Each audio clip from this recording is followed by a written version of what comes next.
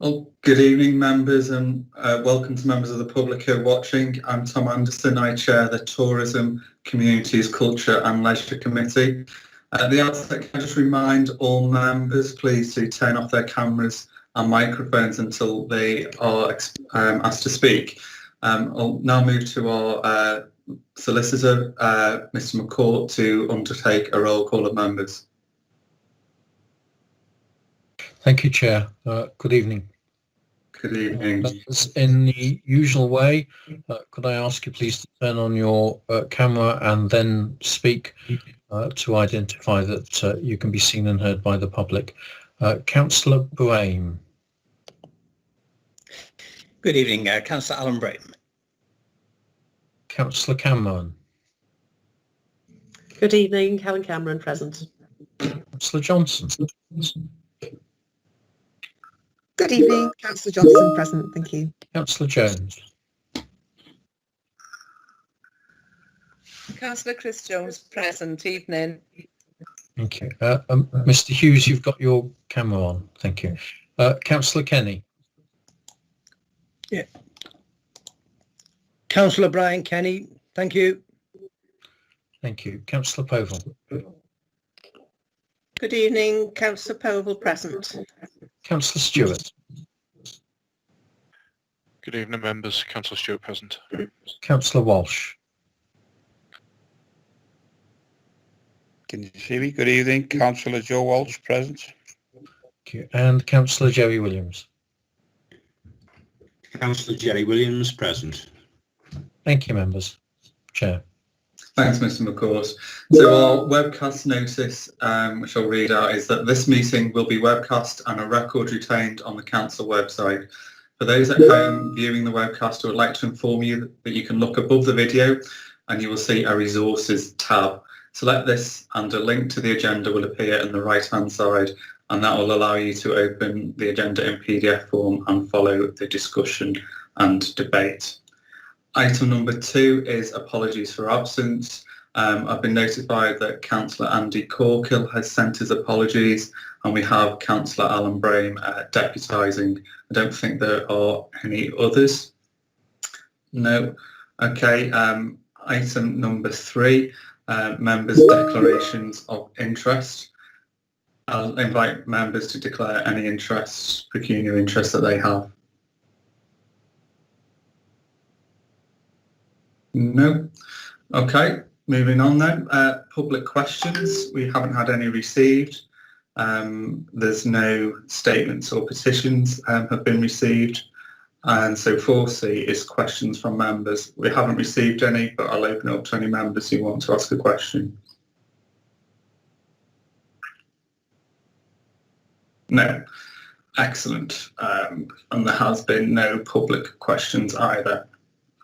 So item number 5 is the culture and heritage update. I'll start again, sorry, the culture and heritage update. Can I ask Sally Shaw and Jane Morgan, please, to present the report? Sally, thank you. Thank you very much, Chair. Jane and I would like to give you an update on how we're planning to take forward the Culture and Heritage programme over the coming months. So I'd like to start by setting out the context for this work, and then I'm going to hand over to Jane, who will take us through some of the key activities and themes that will be progressing.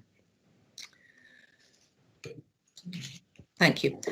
So over the last few years, we have seen how culture and heritage play a key role in driving our vision for the borough and supporting our regeneration plans. For example, the growing creative quarter within Birkenhead and the attraction of Eureka, the Children's Museum at Seacombe, all support securing opportunities for local communities and residents. The work on developing our local plan has enabled us to ensure that going forward, it not only reflects our opportunities for growth in respect to physical developments, infrastructure, for instance, that drives jobs and homes, but that it also reflects a placemaking approach that supports wider social regeneration, and this clearly includes embedding culture and heritage within the plan. A placemaking approach means that we can look at an area as a whole, identifying needs and opportunities relating, for example, after infrastructure such as digital connectivity, transport requirements, particularly opportunities for active travel, but it also places communities at the heart of this. And culture is a key enabler which can really support turning plans such as those, for instance, within the Birkenhead Regeneration Framework into reality. We're also ensuring that where appropriate, we build on our culture and heritage to inform our growth and investment opportunities. For instance, maritime is a key growth sector within the city region, and the emerging Maritime Knowledge Hub project within Wirral Waters will enable us to build on the physical heritage of the hydraulic tower to deliver a facility that will support the development of new green technologies for the maritime sector by bringing together universities and start-up businesses to enable knowledge transfer and skills development. Again, providing opportunities for local residents and ensuring linkages between organisations such as, for instance, Wirral Met College across the borough. And it's through integrating regeneration and culture within the local plan development that we've been able to have a much stronger focus on enablers. For instance, the development of a design guide to drive quality and sustainability across projects and programmes, and using culture as a real enabler of change and transformation. So having sort of perhaps set the scene in terms of some of the wider context that we're taking our culture and heritage work through, I'd like to hand over to Jane, who'll go through some of the projects and opportunities that we have coming up. Jane, if I could hand over to you now.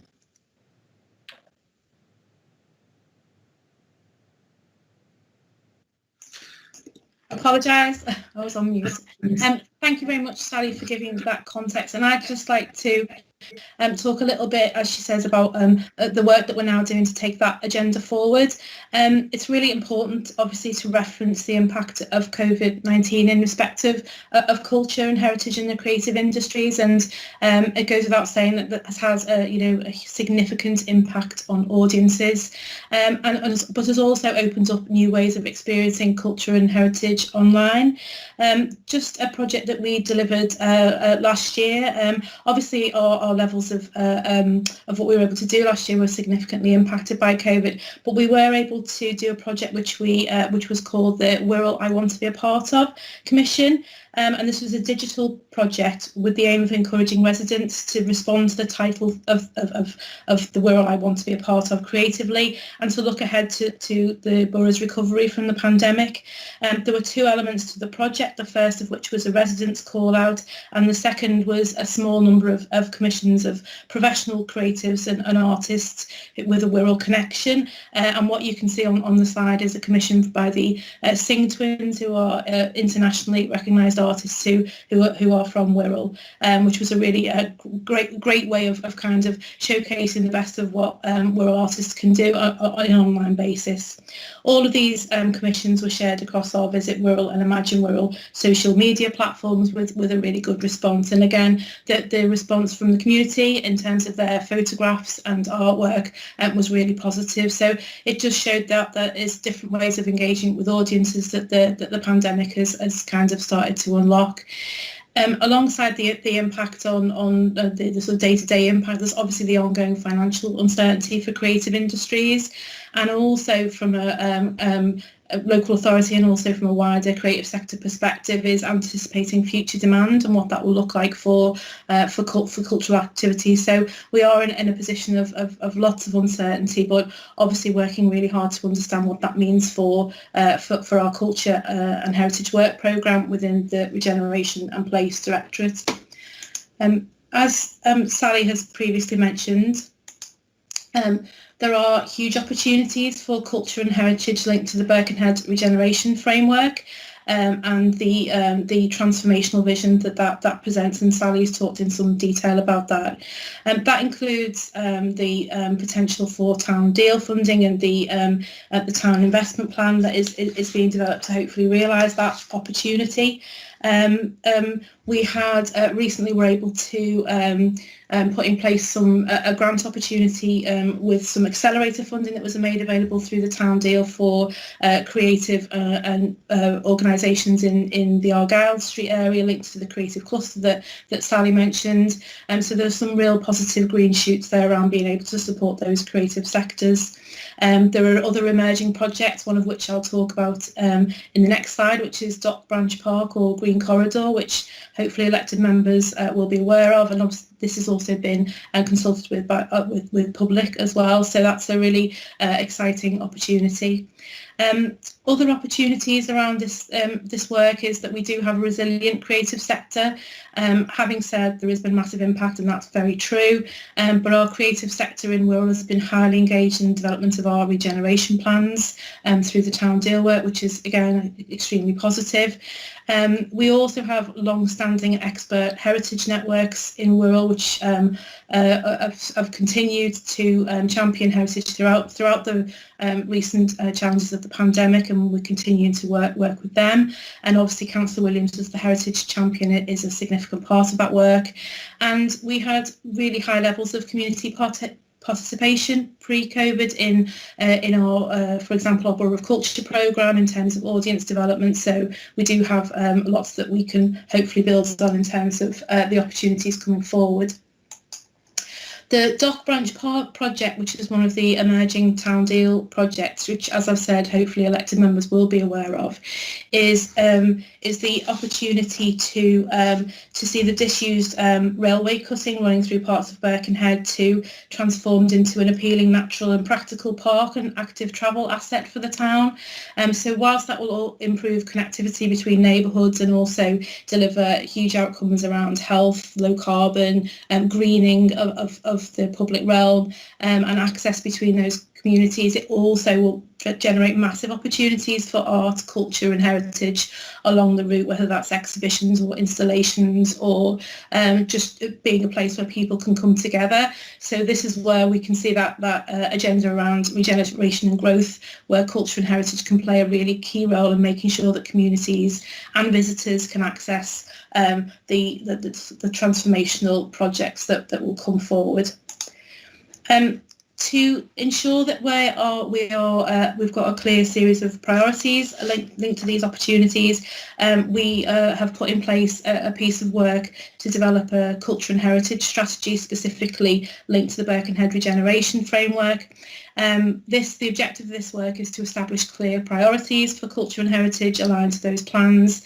We are working in partnership with an organisation called Counterculture, who are massively experienced in this field and who are currently focusing on developing an evidence base, pulling together key policy documents, are learning from previous strategies and culture programmes. I've referenced the Borough of Culture there, and prior to that the work that we've done previously. All of that is being pulled together. What I would say, and this is really a key point, and I'll return to this at the end of the presentation, is that this piece of work for Birkenhead will provide us with a blueprint for future Wirral-wide plans around culture and heritage. So we'll have some significant learning about the consultation that we'll do with creative sector, practitioners, local artists, etc., as well as obviously the wider public sector partners and funding partners like the Arts Council to enable us to bring forward plans for wider Wirral. It's really that this piece of work will be very focused on consultation, which is really, really important to ensure that we are understanding the opportunities for creative sector challenges as well, of course, and that we're really embedding people's ideas and views and potential projects within that strategy. So we are going to commence a series of consultation exercises in the coming months. So obviously a lot of this will be online or is planned to be online at present. So with our communities, young people are really important in this agenda in terms of both retaining talent and also that young people are key consumers of obviously of culture and creative activities. We will speak to our creative businesses and organisations, along with obviously practitioners and local artists, musicians, etc.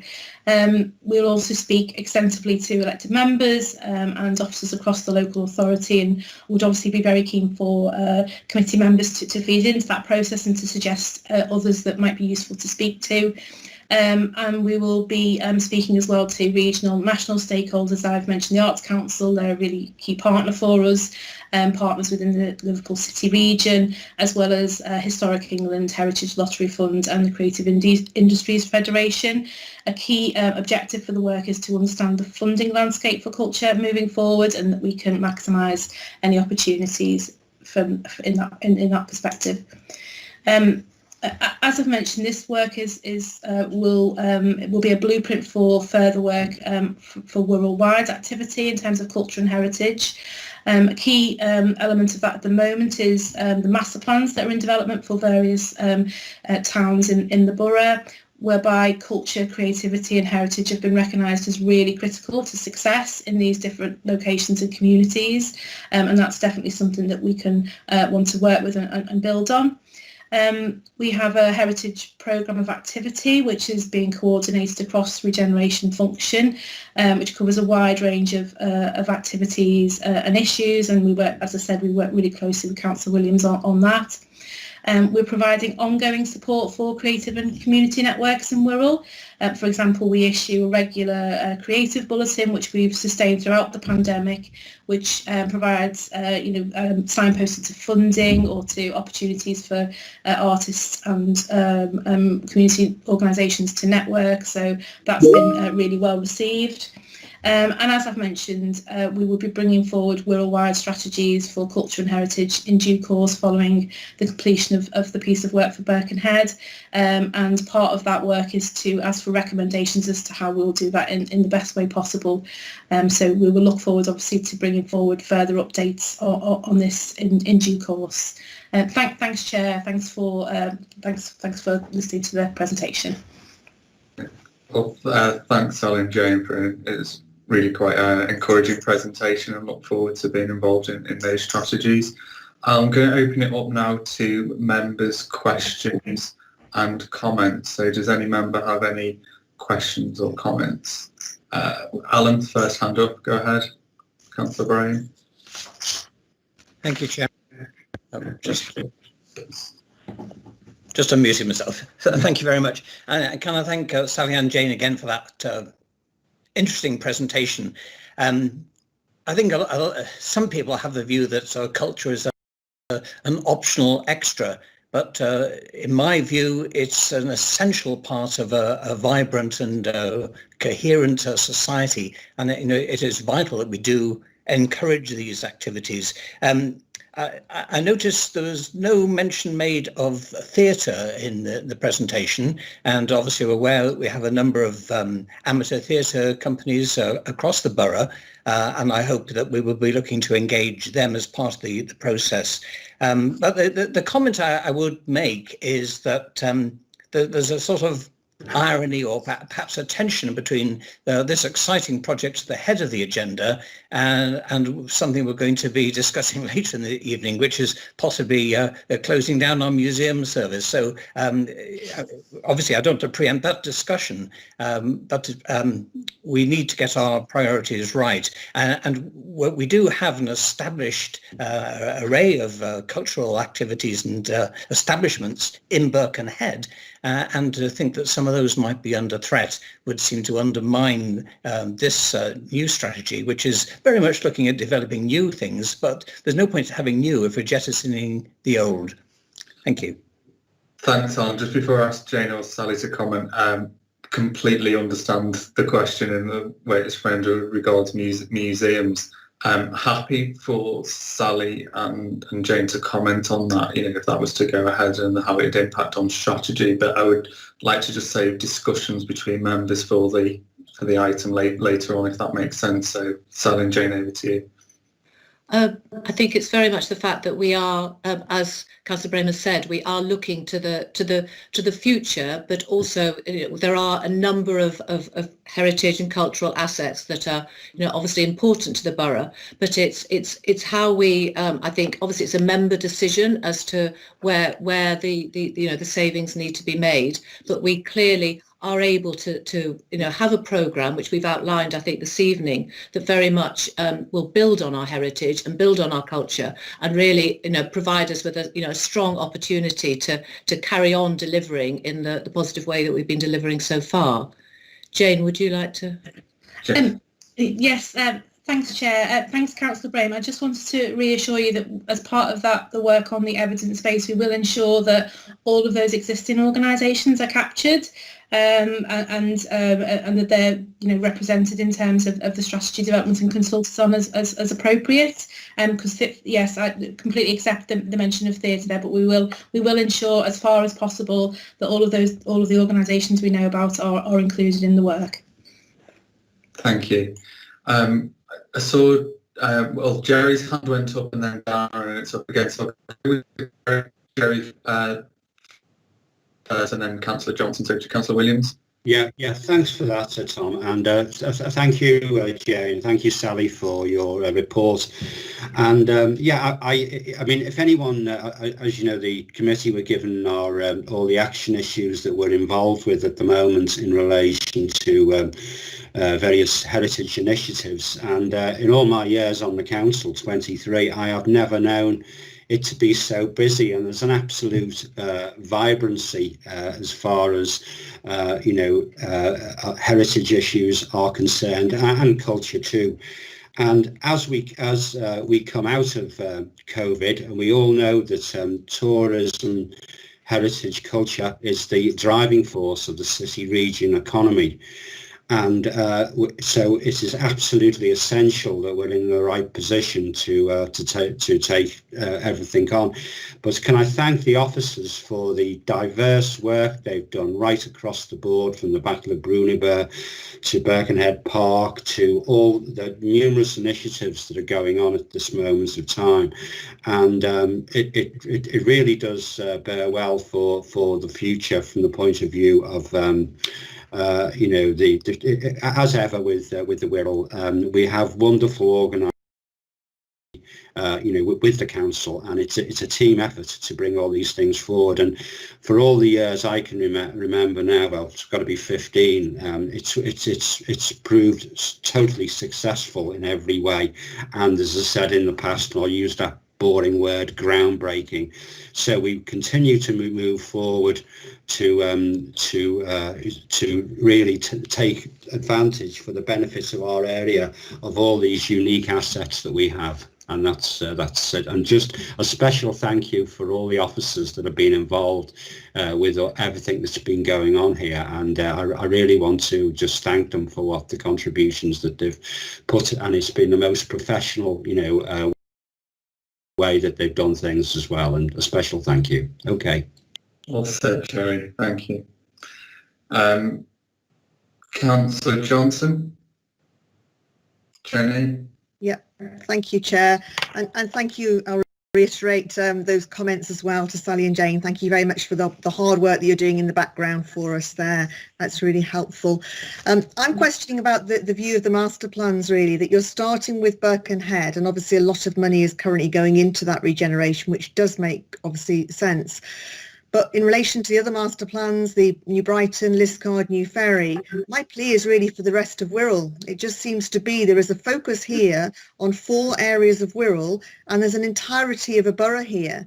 And it just seems very wrong that you're focusing on 4 areas without really justification, I'd say.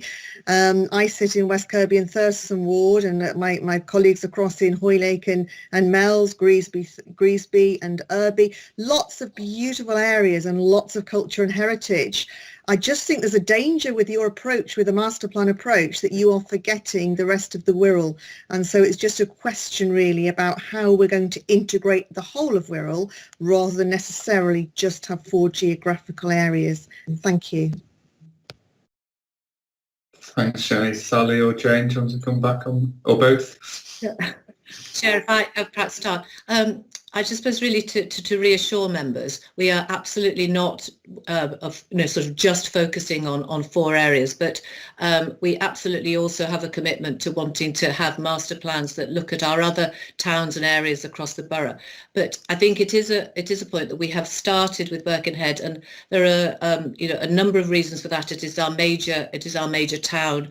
It is also the sort of an area of kind of where we've got the opportunities for particularly brownfield development, and we've also got the opportunities there for a number of government funding streams which were focused specifically on Birkenhead. So which is clearly we need to be looking at other areas, and I know that we've particularly around West Kirby, and particularly in terms of, and perhaps Jane sort of come in terms of the culture side, but we absolutely acknowledge that there's the opportunities in West Kirby, and we are beginning to sort of have some discussions with you members around that area as well. Clearly, the coordination is important. So it's very difficult because we have a strategic regeneration framework that was done some years ago, which does look at the borough. We then clearly have our local plan that's being developed that equally takes very much a borough-wide approach. So I think a number of the issues and concerns that you might have about perhaps things not being joined up will be addressed through the local plan, because regeneration and culture are very, very much embedded in that plan. So I completely understand your concern that we don't leave other areas behind. We have to look at, obviously we have limited resources, we have to look at where we are, how we move forward, and I think as Jane said, we are piloting particular approaches, and then we'll look at how we can roll them out across the rest of the borough. But we completely understand that, it is Wirral, the borough, not just a few, areas within it that are so important. Thanks, Jane, do you want to? Well, yeah, just to add really around, I suppose, the networks and the activity in other parts of the borough. There are some absolutely huge strengths in terms of community arts and organisations that work creatively in other parts of the borough. So, for example, I met this week with Festival of Firsts to understand what their sort of plans are coming forward, obviously post-COVID, and how they're continuing to engage with the Hoylake and Mells and wider community. So we absolutely want to continue to support and enable and facilitate the cultural activities in all parts of the borough, and as Sally says, make sure we build on the learning from the work that's currently going on in terms of regeneration plans to enable that moving forward. Thanks, Jane. I've got Councillor Cameron and William's hand up. I'll go to Helen first because you haven't spoken. Helen. Thank you. Thanks, Chair. Yes, I'd like to echo thanks to Sally and Jane for the report and all the hard work. It's just one question, and sorry, Sally, it's because you probably have 2 hats on, talking about regen and the local plan, specifically the Mersey Maritime and our little version of the Ponte Vecchio, which I'm quite excited about. Do we have any dates at the moment? Because it does seem to be a long time in gestation, and I'd really like to see the plan really spades in the ground, the plan taking off as soon as we could. Yeah, sorry. Chair, shall I respond? Yeah, please. Councillor Cameron, yes, absolutely, and you're right. It has some of these. I think some of the projects, they do take a while to come forward, because we are talking about, I suppose, area of the borough where we do have some big viability issues. So we do need to try and attract public funding in order to make some of these projects to come forward. And as you may be aware, the combined authority have now agreed that we are progressing with a business case to them in order to attract the funding that's needed in order to bring forward the plans for the Maritime Knowledge Hub at the hydraulic tower. You'll be pleased to hear that we are now at the point where we're developing heads of terms around the project. We are working very closely with the combined authority, and we are looking, I think, really to have everything in place by the end of this year. So it is in terms of actually moving forward, we're definitely on with it. It's a priority for us, and I think particularly it's important because, as you'll be aware, in terms of the developments at Wirral Waters, we have the residential developments coming forward. So there's the legacy project, there's the urban Splash project where we're developing new homes at that part of the borough, and clearly what we don't want is to have a derelict building sort of at the end of that part of Wirral Waters, and it's important for us on that level, as well as the opportunities that that project will bring in terms of the growth of the maritime sector, and opportunities I think for the environment as well in terms of the types of work that's going to go on in that building. So it's a priority for us, and we are definitely progressing it as speedily as we can. That's really good news. Thank you. Thanks, Sally. Thanks, Helen. Councillor Williams, do you want to come in? I was going to invite you at the end of questions to just give a brief on and thank you for your work as Heritage Champion and the report you circulated. So I don't know if you want to incorporate that as well. Yeah, thanks, Tommy. I'm delighted to do that. Yeah, just to make points to the previous questions, and of course when we talk about sort of diversity in relation to what's going on, first of all let's talk about the Battle of Brunibear, which of course includes Clatterbridge Ward and Bebbington and Bromborough. So there's another big area of the Wirral where we've got very important historical things going on. And I would also like to highlight the national funding, the bid for national funding to support local building listing, which includes, we're hopeful we put a combined bid in for the city region with Sefton and Knowlesy, and we're hopeful to try and get some funding for that, and that is concentrating on a lot of areas, conservation areas across Wirral. And so it's a very positive situation. Even if that funding doesn't come, we're still moving ahead in relation to local listing and looking at local buildings of importance prior to conservation areas going in, or when they're or if they're already existing in conservation areas. So that's as far as my report's concerned. What it basically said, it highlights just the sheer amount of activity that is going on various fronts at the moment. I'm happy to answer any questions on that, but I won't say any more. That's fine. Thank you. Thanks, Sharon. Thanks for all your hard work as well. And again, reiterate that to Jane and Sally. A lot is going on at the moment, and it's really good to see. I don't see any more questions. No. Jane, Sally, is there anything you'd like to add to Jerry's? No? Great. Well, thanks very much. Thank you. Thank you, Chair. Take care.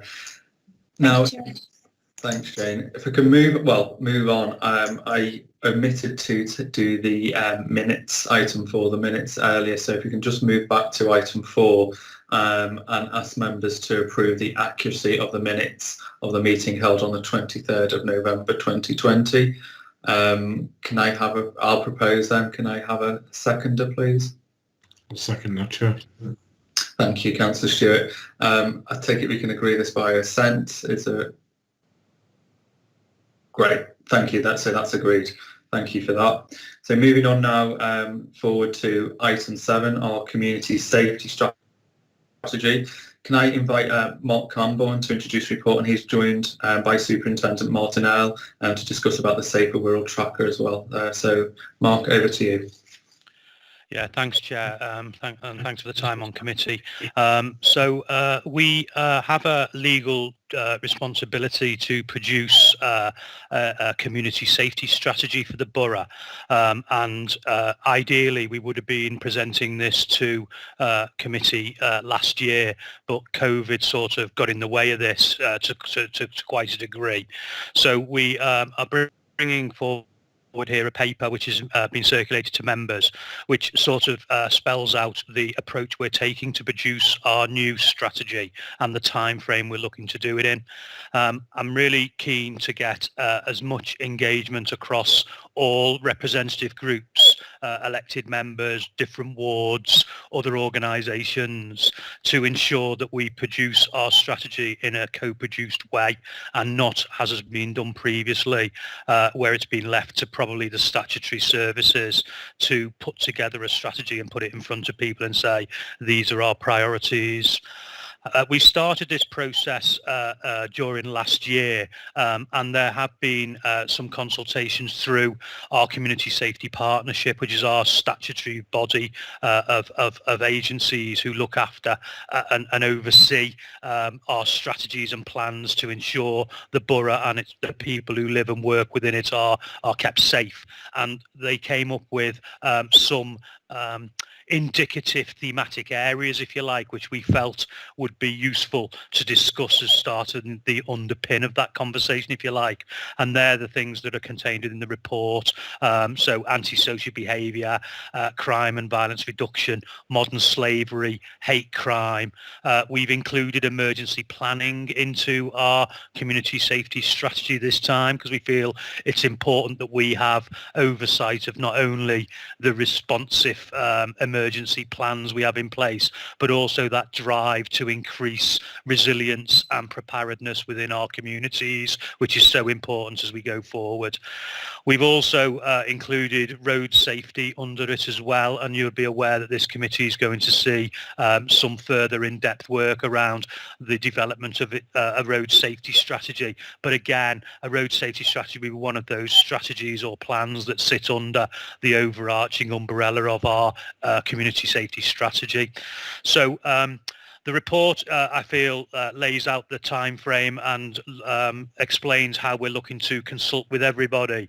And there is a roadmap attached to that, Chair, at Appendix 1, which you'll be aware that we said that we would already be holding elected members workshops in January.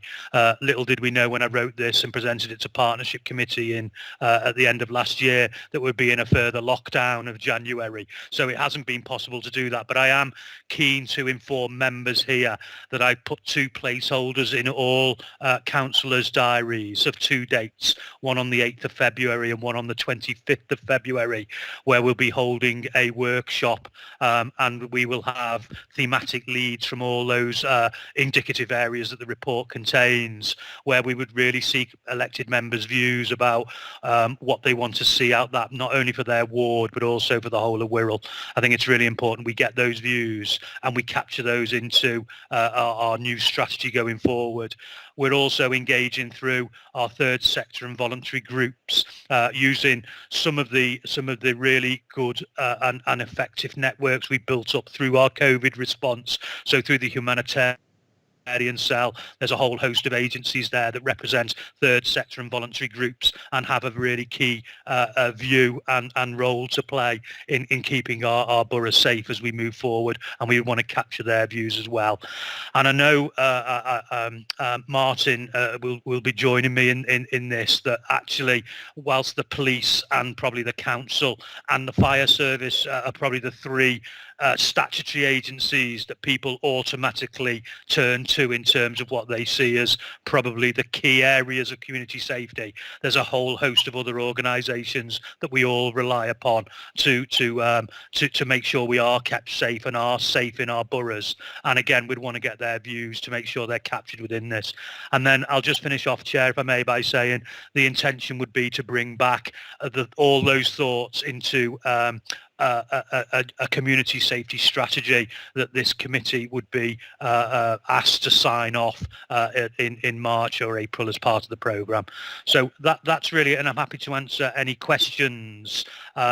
But before doing so, Chair, it might be worth that if we give an opportunity for Martin just to take us through one of the tools we pulled together over the last 12 months, which is our community safety strategy, if you don't mind. Sorry, our Safer Wirral tracker, Chair, if that's okay. And we might take questions at the end, if that's okay with you. Absolutely, I think that's sensible. Superintendent Al, please. You're on mute.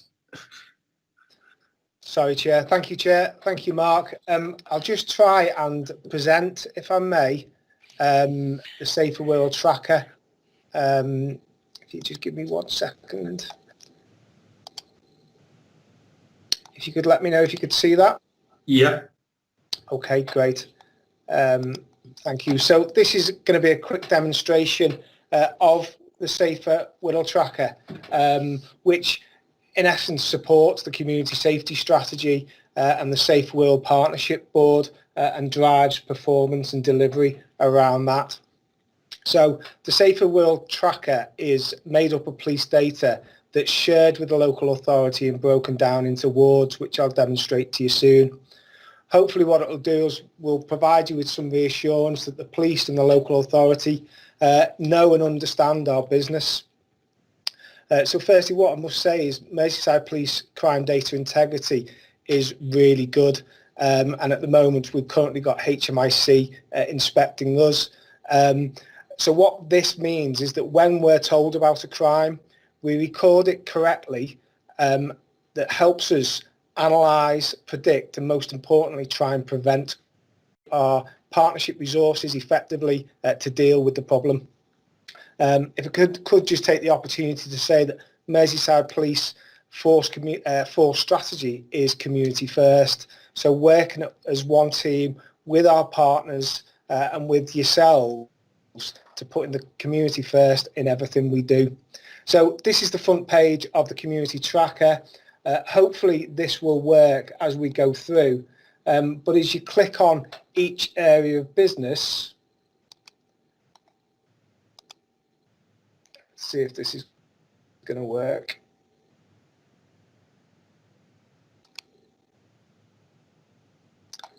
Is that moving forward or? It's not, no.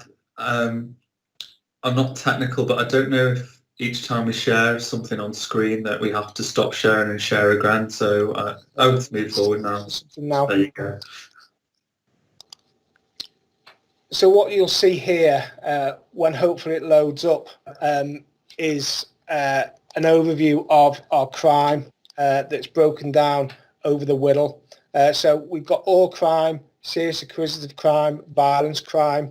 At the top of the screen, again, when it loads up, you'll just see that loading up now. You've got your most beats, your wards there that have the most crime. Further down, you'll see a breakdown and comparison of crime in 2020 and 2019. Merseyside Police in general and our communities, and I think nationally, as a result of COVID, have seen a reduction in crime in 2020 compared to 2019. And you'll see increases in the crime at different intervals in the year, depending on lockdown. What I would say here is that whilst we are seeing a reduction in crime, we're also seeing an increase in positive outcomes. So our detections, where we're locating the offenders and charging them, putting before the courts, we are increasing our positive outcomes. So whilst we're seeing a reduction in our work, if you like, we are seeing a vast improvement in our performance overall. So that's a snapshot. You'll see at the bottom there, the darker lines are 2020, and the lines in the background, the fader lines, are 2019, and you will see reduction in that crime. One thing that we're very proud of is that this is not the same in other parts of the country and other forces around the UK. Some forces are seeing an increase in crime, a reduction in positive outcomes, and they are too experiencing COVID the same as ourselves. So it is down to hard work from the partnership and for the force that we are seeing this benefits. So hopefully, as we walk through this, it goes into different crime types. So the next one is criminal damage, a similar pattern in criminal damage. Overall, a significant reduction with seasonal trends and increases during the summer and also in October, which is the Operation Banger period, focusing on Halloween, Mischief Night and Bonfire Night, where we ordinarily see an increase in criminal damage reports. We compare and contrast Merseyside Fire Service data, and you'll see that at the bottom, and obviously compare and contrast this also with antisocial behaviour. Now, in relation to antisocial behaviour, criminal damage and offences like this, we've got a number of different interventions implemented by both police and partners and various different funding streams, county lines, violence reduction partnership and serious violence operation target. Next we'll come to ASB. What you'll see here is an increase in antisocial behaviour. Now this is generally, when you pick through it, a lot of the increase is COVID related, reports to breaches of COVID restrictions. Merseyside Police do have the data without the COVID breaches in it, and it is on par with last year, with 2019. So the picture is not quite as bleak as it looks there, and we haven't seen that increase. But what we are seeing is an increased volume of calls, and also an increased, obviously, COVID breaches that are being reported to the police, which we are having to respond to. The next slide is vulnerability. When that loads, so here we are.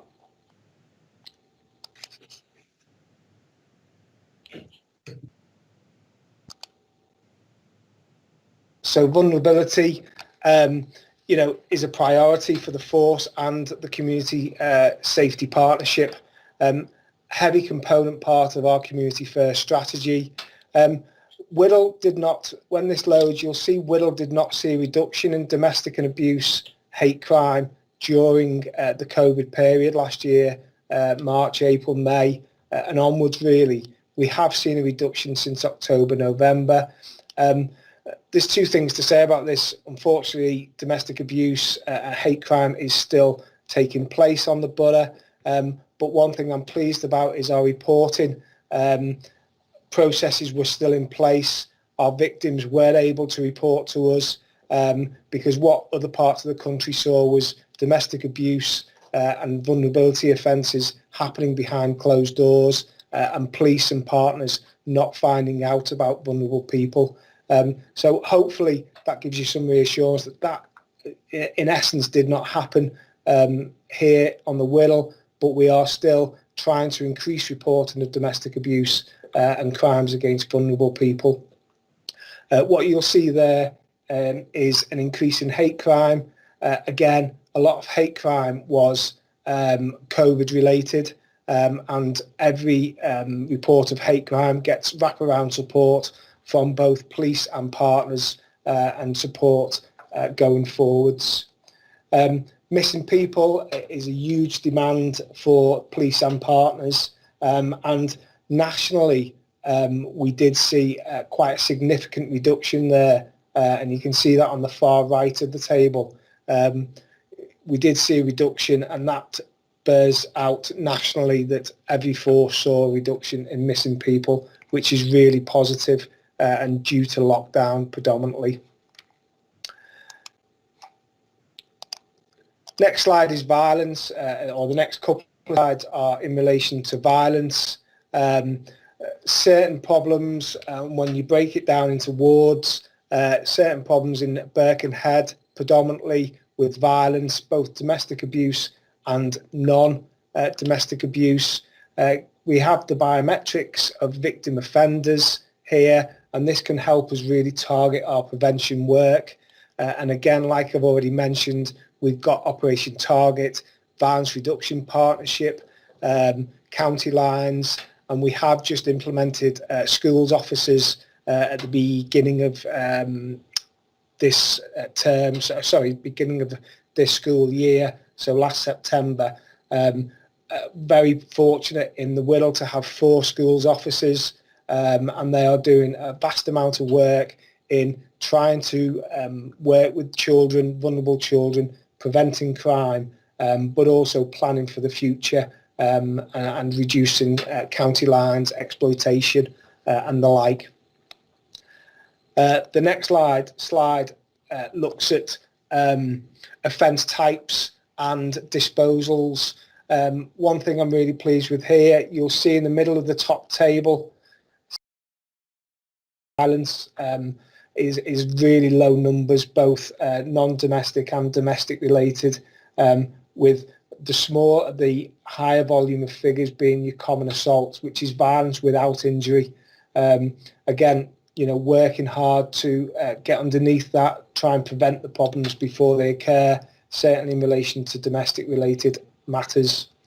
And also there on the bottom table, you'll see significantly victim declines or withdraws support. So this is where we have a victim and they do not support a police prosecution. Merseyside Police are working really hard with our partners, looking at evidence-led prosecutions so that we can still take the offender to court or through the criminal justice process, making things better for our victims overall. And then the last slide on the tracker is actually Merseyside Fire and Rescue Service data of deliberate fires. As I say, we compare and contrast that with our antisocial behaviour information. Merseyside Fire and Rescue Service are a key partner for ourselves, and they sit on our weekly threat, harm and risk meeting, working in partnerships with our CSP and using other innovation methods to reduce crime and antisocial behaviour.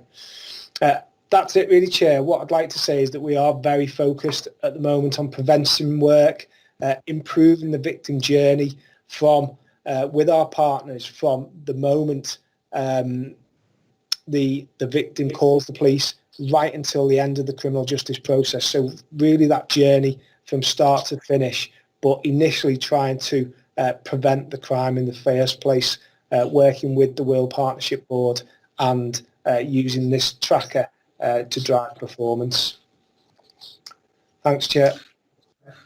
Look, thanks very much for taking your time. That was a really fascinating presentation. And probably first question from me is, when's that information available to members, Mark? Probably to Mark, really, or? Yeah, so Chair, I'm working with our colleagues in Wirral Intelligence Service and colleagues in the police about it. Is all of this data is open source data. It's just I've got to sort of congratulate Nancy Clarkson's team here in Wits. I think we pulled it together into a very innovative dashboard, which is really useful to members, and I want to get it out as wide as possible because I don't see why we can't. But we're just crossing off a couple of those final bits just to get it out. No, it's excellent the way it's put together. I suppose that'll be available to the public if it's all open source as well. We could put that how it's presented. Yeah. It's great.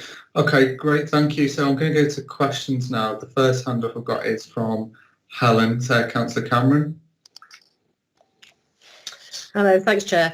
Thanks for that presentation. That was a sign of the bravery there to go with a live demo on some of the systems that we cope with where we have to turn our cameras off. I just want to check, and either of you could probably answer it. So how you're alerted to a crime, particularly in terms of domestic violence, are you capturing how the first point of contact was made? I'd be really keen to see if the success is linked to the code word Annie or being able to make a silent call on your mobiles, because until we know that those campaigns are really working, it's really difficult. And I'd love that loop to be closed so it feeds back to the campaign to show that it's actually helping to encourage people to come forward in some of the most difficult circumstances. Do you want me to go first, Mark? Absolutely, we work with our partners and we really encourage reporting of any crime, full stop, but most importantly, crimes against vulnerable people. As you've talked about, we've publicised highly the use of the number 55 when you're on a silent treble 9 call to the police. We've got our social media desk now that is fully operational and taking reports of crime, so that if you are unable to get to a phone, you can use social media in which to report crime. And that is very positive. We have just, as you say, advertised significantly, working with boots and chemists around the borough, Ask Annie, and we've been into all the community policing and community safety partnerships have been into all those chemists, making sure they are fully aware of the Ask Annie campaign, making sure they know how to contact police. But a lot of reporting is from third-party reporting of domestic abuse, which we fully, obviously understand. We record third-party domestic abuse, and a lot of reporting is also from our partners. So I think that's one of our problems, looking at child protection, going off from domestic abuse slightly, but looking at child protection, that's the fear of closing the schools, that's the fear of children not engaging with professionals, and that's really important, and that's where our schools officers are coming in, that we are engaging with our youth and victims of domestic violence as much as possible to encourage reporting and make sure that we are getting reports of vulnerable crimes against vulnerable people. Yeah, Chair, if I can just add to that, I mean, all members, I would hope most all members will be aware that we've, Elizabeth Hartley's just recently launched our new domestic abuse strategy. It's one of the underpinning strategies of what the community safety strategy will be. Elizabeth sits on the Safer Wirral Partnership Board. The working relationships across the both of us and our partners is really key. We've got some fantastic organisations and victims of domestic abuse support organisations out there, and the word of mouth and passing those things on is really, really important. Elizabeth, and I can take this up with her on Councillor Cameron's behalf, but Elizabeth will be measuring those campaigns and the success of those campaigns and making sure they're tracked on a Wirral footprint through that piece of work. That's really great. Thank you. That's great. Thank you. Any other members got any questions or comments to make? No. Okay. So just to recap, Mark, you said you put the dates in the diary. Can we just repeat those? Was it the 8th and the 25th? I don't think I have. Has that gone out? They're going out either. They were supposed to go out last thing today or first thing tomorrow morning. Yeah, I do apologise. I was hoping they'd be out before. So they are the 8th of February, and they're both at 3:30 till 5:30, and they're a workshop style. And the 25th of February, we've spread them about to make sure that we can get as much elected member involvement in either of those workshops. No, thanks for that. I think that's really important. Just so members are aware, this has gone to the partnerships committee that encompasses all our partners as well, but it's for this committee to actually really sign off the safety strategy. So all involvement of all members is really important and key in encouraging those partners and third sector organisations to participate. So there's no more questions, so thanks very much, Superintendent Ell, for your time tonight in that presentation, and thanks, Mark, as well. Thank you, Chair. The recommendation to the committee is to note the contents of the report, but also the committee endorse the co-production of the report, co-production approach to developing the strategy with the partnership committee. So I'll propose that. Can I have a seconder, please? I'll second that, Chair. Thanks, Councillor Stuart. I take it we can agree that by assent? Excellent. Thanks very much. Thank you. Thanks, Chair. Item number 8 is the budget consultation report. So members will be aware when we last met at this committee and discussed budget options, that they were going to the Policy and Resources Committee. Just as a bit of background, I'm sure you're all aware and seen the budget consultation that some of the recommendations committee made, Policy and Resources, had to look further into that because of the recapitalisation programme and balancing the council's finances. So I see Jerry's hands up. I'll obviously take a lot of debate and questions later, but is it a point of order at the moment, or can it wait till questions? Sorry, Tom, just to let you speak through before I say anything. No problem. Just let me have you say first. Sherry, I'll take you first. Okay, thank you. So what I'm going to do now, I think we need to take this in some sort of order and semblance of order. So I'm going to invite Gail Mooney, who is the campaign manager, to update the committee on the most recent, on the consultation, which will, no closer tomorrow, but hopefully we'll get some up-to-date data. Then I'm going to invite Chair Halewood and Sarah Cox to update the committee on the budget proposals. and bring in Mr McCourt to make some comments, and then I'll open it up to questions, comments and any recommendations. So Gail, over to you first. Thanks, Chair. So I'd just like to bring everyone a little bit up to date on the consultation, where we're up to, how we're going to present and timeline. So as you know, we launched this before Christmas, 21st of December.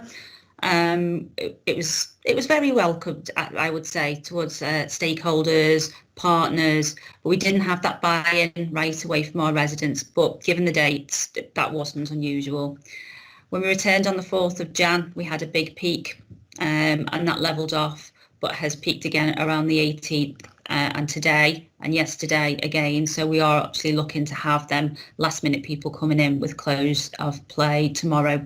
So it's midnight tomorrow that the actual consultation closes. In terms of top level numbers, as you know, we have the portal, which is taking most of the traffic, and any hard copies or feedback one of the budget teams inputting to the portal.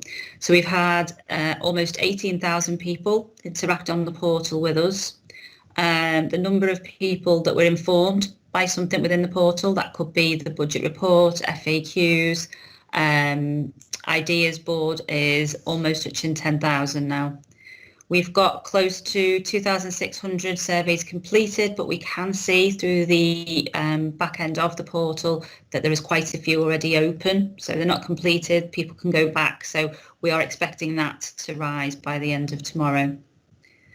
The number of people that have visited the portal, viewed at least one page, is touching 13,000. And the number of visitors that are engaged is touching 2,600. We've had a number of ideas and questions submitted as well. We endeavour to answer the questions through the budget inbox, and the ideas will be taken to a team who is looking at the moment of what's feasible, what can be done immediately, what could we use for budget consultation next year, and that's both on an external basis and internal basis, and that equates to 255 ideas and questions. Last week, we held 3 live Q&A events. One was specifically for our young people, one was for residents, and one for staff. We had almost 620 people engaged onto them live Q&A sessions, and a lot of the questions that came through there have been recorded within the report and answered as well. So although we close tomorrow, just a little bit of an update on how we did the outreach. So we had the portal, Have Your Say. Within that, we had, as I say, questions section, ideas board, FAQs, budget booklet, and also an easy read version. There was a consultation email address, budgetconsult@wirral.gov.uk. We were aware of a number of petitions ongoing, so we've linked up with people that are running them, and they will be submitting the updated petitions by tomorrow. Printed questionnaires were available upon request, and there was also a subsection to the whole consultation which was for staff. They were obviously open to come onto the portal, but if they couldn't access that or didn't feel they want to, we had an intranet page dedicated for them to complete the survey.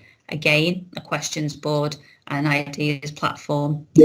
We are working through that, but I would like to say that the ideas that have been put forward from a lot of our staff have been really, really good and are being looked into, because there's a lot there that, you know, as an SLT or as a CMT, we don't see on a day-to-day basis. So there's really some stuff that we'd love to put in the report to P&R. I think you'd find that really interesting. To just go back on the easy read version, so given that we didn't go live until late in December and we then had that Christmas period, the easy read version was quite late, so it's a week later than the actual normal survey. Although we didn't have a legal right to consult, when we did consult, we have a legal right to look at the Equalities Act. So we've extended the easy read version by another week, which has been really welcomed by partners. And although we've got to go out Wednesday with the first high level report to yourselves, it won't make any different to what you'll see. So there'll be a caveat in there, and we'll make sure as they come through within the next week, they're fed through. So you'll have a draft 1 on Monday, you'll have a draft 2 on the Wednesday, and we'll keep that report going. But the final report that goes to P&R will have everything in that, and members will obviously have sight as them papers are published. So I refer to the document and the report, but also we'll be pulling together a 4-page highlights document. So, you know, if people don't want to read right through everything, which I assume you will, there will be a highlights document and also a PowerPoint, which will be a more visual storytelling of how the consultation's gone. So in terms of timeline, as I say, we close tomorrow at midnight with an extension for easy read to next Friday. On Wednesday, members will receive a report which will touch on everything that I've mentioned now, plus numbers, dates, qualitative, quantitative feedback. So obviously you'll have that, and as I say, that will be updated. P&R workshops will be on the 2nd and 4th of February. P&R agenda published on the 9th. P&R committee on the 17th of Feb. Budget Council papers published on the 19th and Budget Council on the 1st. The last thing I'd just like to touch on is obviously the thematics at the moment. We can see where the heavy traffic is on the portal, and we can see on the email and any hard copies that we've received where the issues lie. That's coming out as Williamson, youth services, refuse collections, Europa pools, Woodchurch Leisure Centre, golf and parking charges. There's also been increased traffic over the last week on crossing patrols and adult services. So that's a bit of a whistle-stop tour, Chair, of where we're up to in terms of the actual consultation. And as I say, that high-level report will be available to members by Wednesday. Well, thanks for that, Gail, and coming tonight to give us a briefing. I mean, I'm sure you can appreciate, and members are aware that this committee, it's probably it is the only chance of them to give comments or anything else they may wish to do to P&R before P&R meets on the 17th. So you mentioned that the high-level traffic. What do you mean by that? Is that the most representations we've got, and can we break that down any further? So yes, Chair, it is. It's where the heavy traffic means the amount of people that have responded to that question. So obviously, if we looked at the Williamson, you'd see something like 30% of people are saying that. Then we break it down into how many agree, disagree, and that will be broken down within the report. Obviously, as it closes on midnight, we have officers working on that Saturday and Sunday, so we will be able to provide that by when you see that on Wednesday. So it'd be fair to say the most level of interest is the Williamson Youth Services, Europa, Woodchurch and golf. Yes. Okay. So 4 of the 5 for those in this committee. Okay, so what I'm going to do is take the unusual step of taking questions to Gail now, just because we've got a lot to get through, and I don't want to get it all muddled up. So if anyone's got any questions for Gail, can we raise a hand? And Councillor Jerry Williams is first, and then Councillor Brame. Jerry.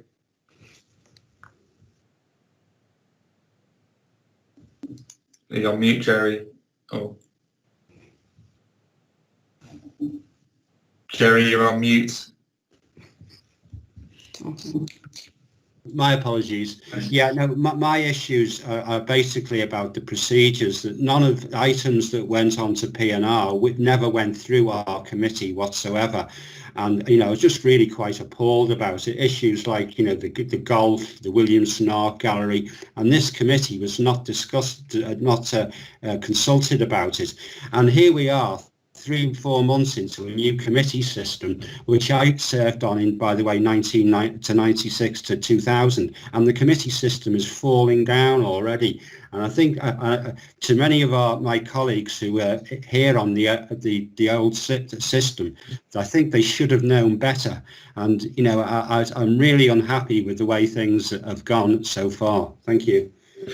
Thanks, Joe. I don't think that's a question for Gail. I mean, I'll not happily, but I'll answer it. Look, I understand your frustration. I would be frustrated too, committee members. I'll ask Mr McCourt and Chair to pick this up the way the timetable and the way it's fallen. Unfortunately, P&R had to make the decisions on all committees' remits and go further than committee recommended. But Jerry, it's now up to this committee in this item to make those comments and representations as well on the specific individual items that weren't discussed or put forward. So I'll certainly welcome those. We'll take that. Actually, no, I'll do it now. So I don't know if Mr McCall or Chair, you want to comment on that? Happy to comment, Chair. Chair may be able to add something. Obviously, this is an unusual state of affairs this year, and not just because you're going into the committee system for the first time. So clearly there's that crossover process that makes things difficult. There's several matters. Not least are the highly unusual financial pressures on the council, which means the council's had to go further than it might otherwise do in looking at various things, and that's something Chair can comment on. But mostly in terms of Councillor Williams' comments on the process and the ability to comment, then yes, he's right. The municipal year this year started in October, not in May, and therefore there wouldn't have been the normal process in a committee system of this committee having the opportunity to chew over and develop various proposals. There was that very short space between October and in effect November, one committee cycle, and not even a whole committee cycle, which is why workshops were put in for members to make comments and to feed those through. Obviously those were in private, partly because it allowed members to do blue sky thinking, but also because there wasn't the opportunity to come back and make public comment. So P&R, Policy and Resources Committee, has the responsibility to formulate the budget proposals. It's done that, put it out to consultation. This is then that first round of committees able to make those comments that normally it would have done before P&R got their hands on it earlier on. So this is that opportunity, and in effect the only opportunity before council has to make its decision and P&R has to make its recommendations to be able to go through that process and make its comments.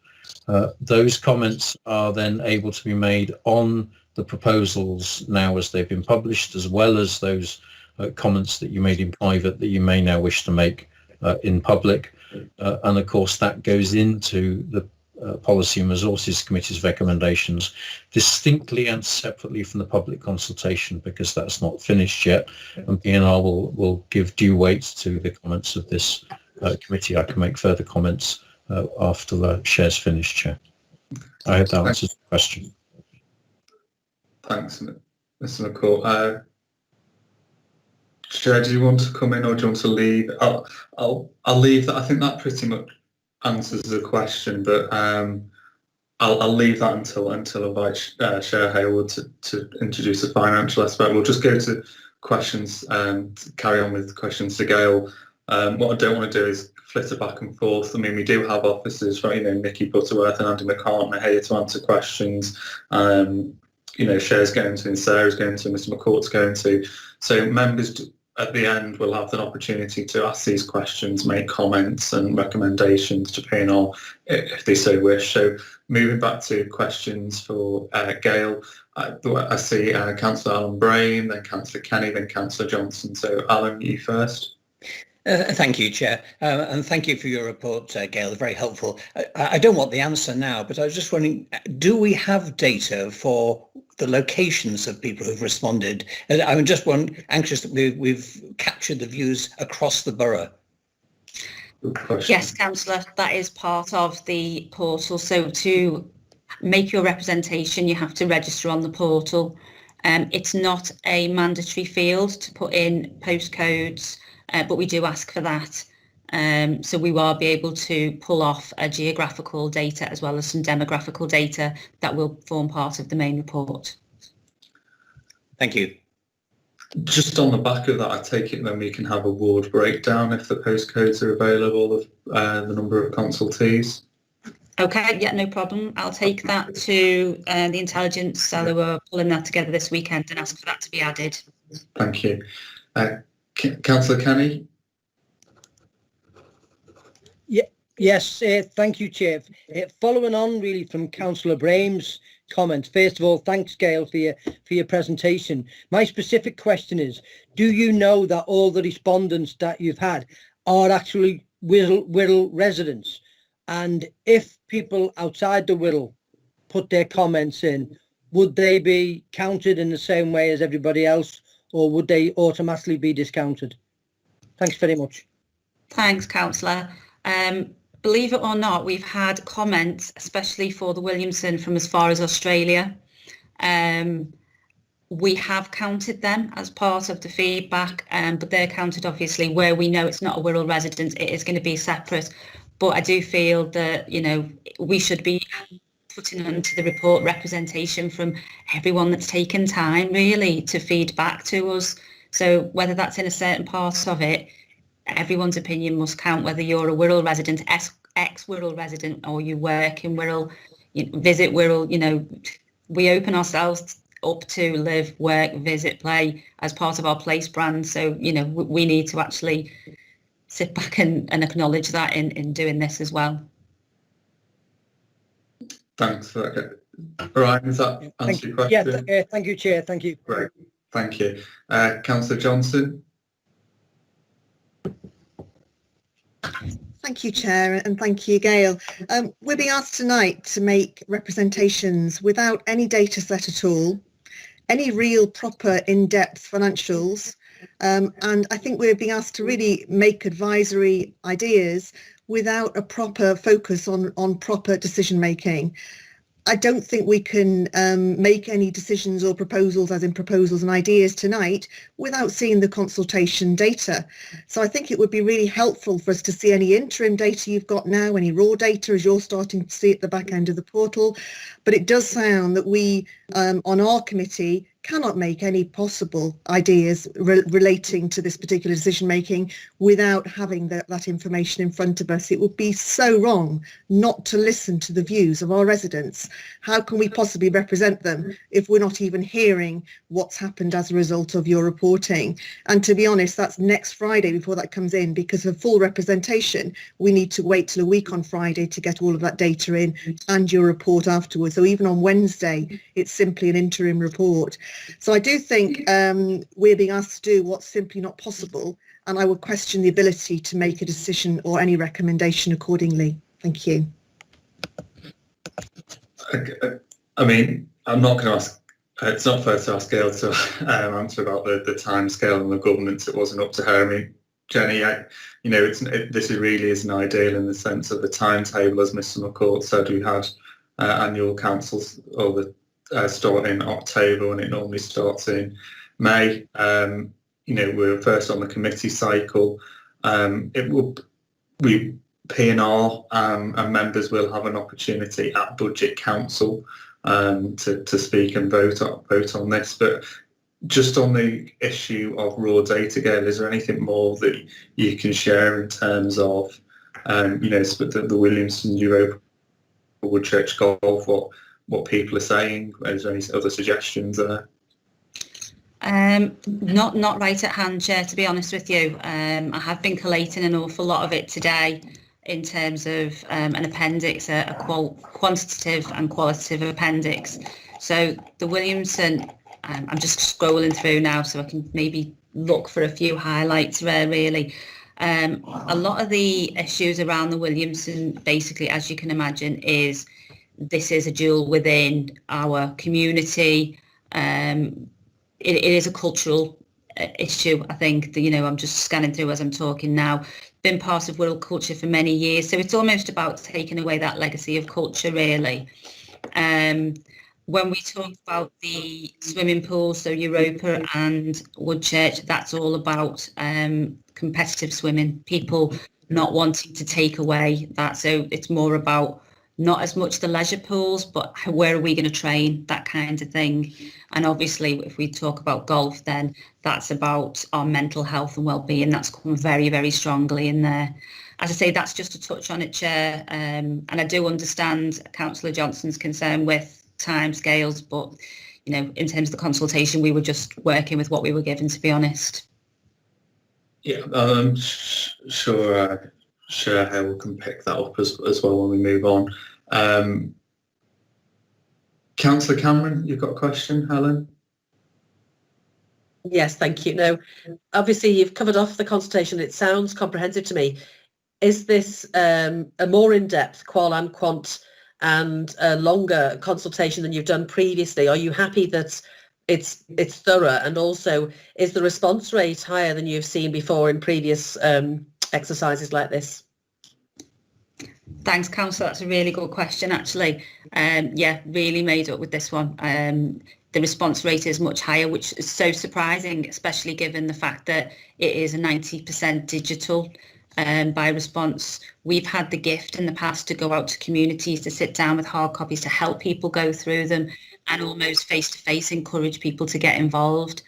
I think that just goes a long way to say how important these issues are to our residents, that they've taken the time to actually come onto the portal or email or speak to their councillors, because a lot of them we've had through, a lot of feedback, especially qualitative, has come through councillors where people haven't got access. So they've spoken to their councillors, and council have actually taken time to type up a response and give that to us, which we're including as an appendix. Timescale wise, I think it's pretty much on par with what we've done before. But going forward, I think this is not just going to give us data to take things away and to be able to report back on a deeper level, but also it'll give us the network of the people that have registered on the portal to feed back to them on it. You said we did, not just, well, you've given your views and then we're going to take this. I'd like to take this a bit further as well, and answer some of the questions that are on that portal and feedback on some of the ideas that we've taken. So it's not just a tick box exercise of a consultation, but turn it into more of a resident engagement. I hope that answers your question, Councillor. It does, thank you. Yeah, it needs to inform our comms. Thanks. Yeah, thank you. And just final thing from me is I'd be keen to see the ideas and suggestions where it relates to this committee, how we move forward, you know, to inform the leisure strategy going forward, because that might be useful when we formulate the leisure strategy as well. Yeah, there's some really good ones, Councillor. There really is. Yeah, no, that's helpful. Well, look, thanks, Gail, for that. I appreciate your time, and I know you haven't collated it all yet. So what I'm going to do now is invite Chair Haywood and Sarah Cox to update the committee on the budget process, and also Ms Phil McCourt as well. And then we'll take questions and invite comments and suggestions from members. So, Chair. Thanks, Chair, and good evening, members. I just wanted to, a lot of the things I was going to say has already been covered in some of the discussion in your own introduction, Chair, for this item this evening. But I just wanted to maybe take the opportunity to reiterate the purpose of the report. I just wanted to echo something that Phil McCourt said earlier on about the timescales, and I appreciate that they have been really tight this year. The Policy and Resources report, the first one on the 7th of October, described the budget process for 21-22, and that was described as a transition year, really, because as you say, Chair, we didn't start the committee process till October, so it has been very sort of tight in terms of timescale, and it will just be for this year, or for 21-22. And what we'll do in the new municipal year from May is we will start that process for 22-23, so to ensure that all the committees have a long lead-in time and that they get the opportunity to put proposals forward for the budget process for the following year and have enough time to debate them in a public forum, and also in workshops as well, if you so wish. So just to reiterate the purpose of the report once more, it is, the views of the committees are being sought on the council's budget process for 21-22. As Gail has talked quite extensively about, we have the consultation that started on the 21st of December, and she did highlight that it is going to close tomorrow on the 22nd of January.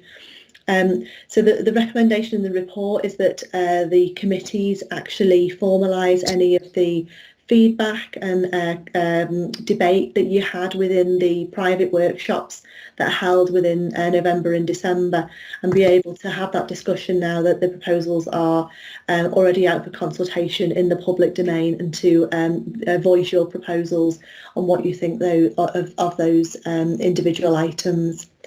So I mean, that was all I wanted to introduce the report to, really, Chair. I mean, there are actually 6 proposals for this committee in the appendix.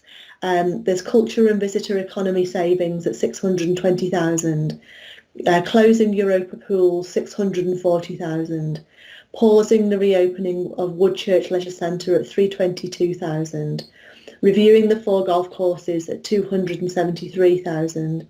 Reviewing the museum service, 327,500, and also Roydon Park commercial developments income, which is 80,000. And I suppose just before Phil comes in terms of the legal process, was just to reiterate that the council has a statutory obligation to set the budget by law by the 11th of March, and it has to set a balanced budget every year.